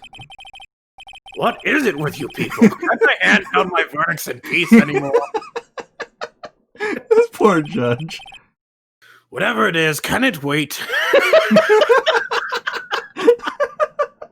This judge. What usually spurs contempt of court? Pretty much, say this, they're trying to get to the bottom of some kind of evidence, and someone's just like, objection! The weather that day was actually like 85 degrees and not 20. It's like, okay, so what does that have to do with anything? Yeah. It's that type of logic where it's generally Phoenix has been threatened with contempt of court before, and it was mainly because of the fact that even though he was proving contradictions, the one thing he was unable to prove was that his client had killed the victim. And so the prosecution called for him to be held in contempt of court, or that if he tried to object further, he'd be held in contempt of court. Which prompted his original partner, Maya, to interrupt the proceedings because she didn't believe the witness's testimony, and thus she was held in contempt of court, which means she was kicked out of the courtroom, and she was also actually taken. She was technically arrested. Obviously, you know, they just put her in for they just question her and let her go because it's slap her like hand. Yep. she technically didn't have anything that would warrant her staying arrested or anything. Yeah. It was just her. She just couldn't accept things as they were. It's that type of thing. It's to prevent the court from just constantly going in circles by someone who's clearly not taking it seriously or something. Yep. No, it can't. Then it'll be too late. Look at this photograph. The last one submitted. And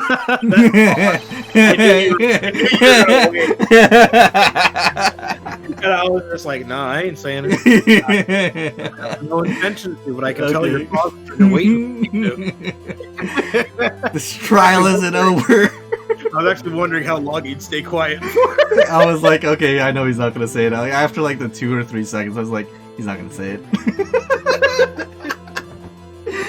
This trial isn't over until we've given each piece of evidence proper consideration.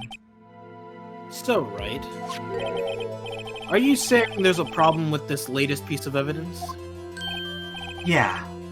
I'll think later. Yeah, there's a problem. Right or wrong, I've got to go ahead with this. I suppose since we've come this far, we should give every claim a fair shake. Very well, Mr. Wright. Show the court the problem in this photograph. Oh, why is there a... Good question.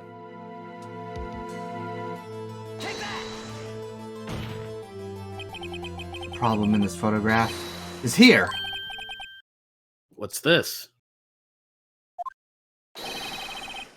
There's something poking out of the car's muffler. Wait just a moment, Miss Edgeworth. Your Honor? You just said muffler. However, I see no trace of a muffler or scarf of any kind in this photograph. A muffler is also a part on a car or motorcycle, Your Honor. Just think of it as part of the exhaust system, a pipe. Ah, I see, and I see. What's that suspicious-looking cloth sticking out of the car's muffler? So if there is something sticking out of the muffler, what does that have to do with this case?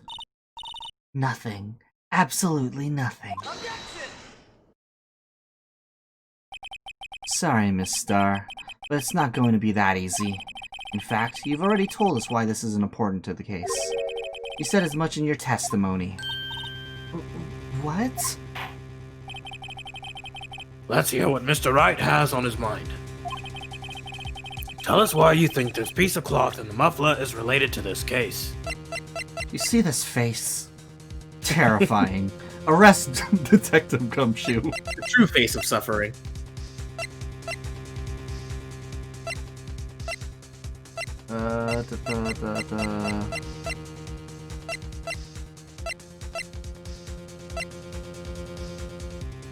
Was it this phone? The word muffler. I'll try the phone. Go for it. Yeah. Miss Starr? Recall your testimony for the court. Yes. When I arrested her, you mentioned the muffler. That's what had me confused in my earlier testimony. Muffler. Could it be that the muffler you heard mentioned was actually this exhaust pipe? If so, that means this piece of cloth is vital evidence.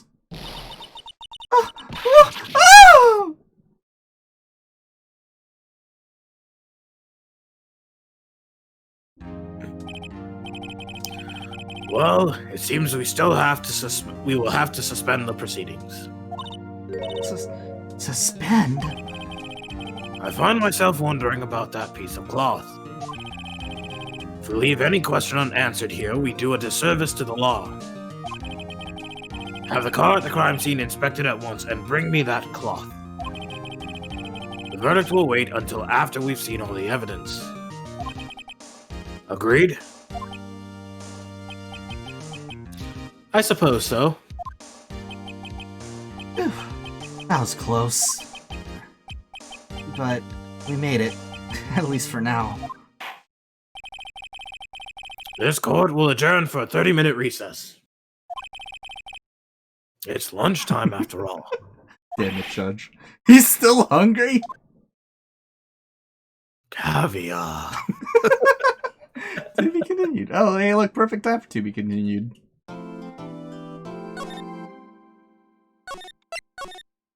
Raylan does ASMR when? Whenever you'd like. Oh my god. I don't think I could ever do an ASMR stream without laughing. But it depends on what I'm reading. Oh my god, okay. You guys ever want me to do ASMR? I know exactly what I'm reading, but I think I'll get TOS banned. But it would be so funny. So it might be worth it. We'll see. Alright, well, looks like it's about to be hit 10 o'clock, so I will be continuing more Phoenix Wright on Tuesday. So that'll be more fun. B-Dog, do you think I'll be able to make it by the end of Tuesday or Wednesday? I would honestly say definitely not Tuesday. Okay.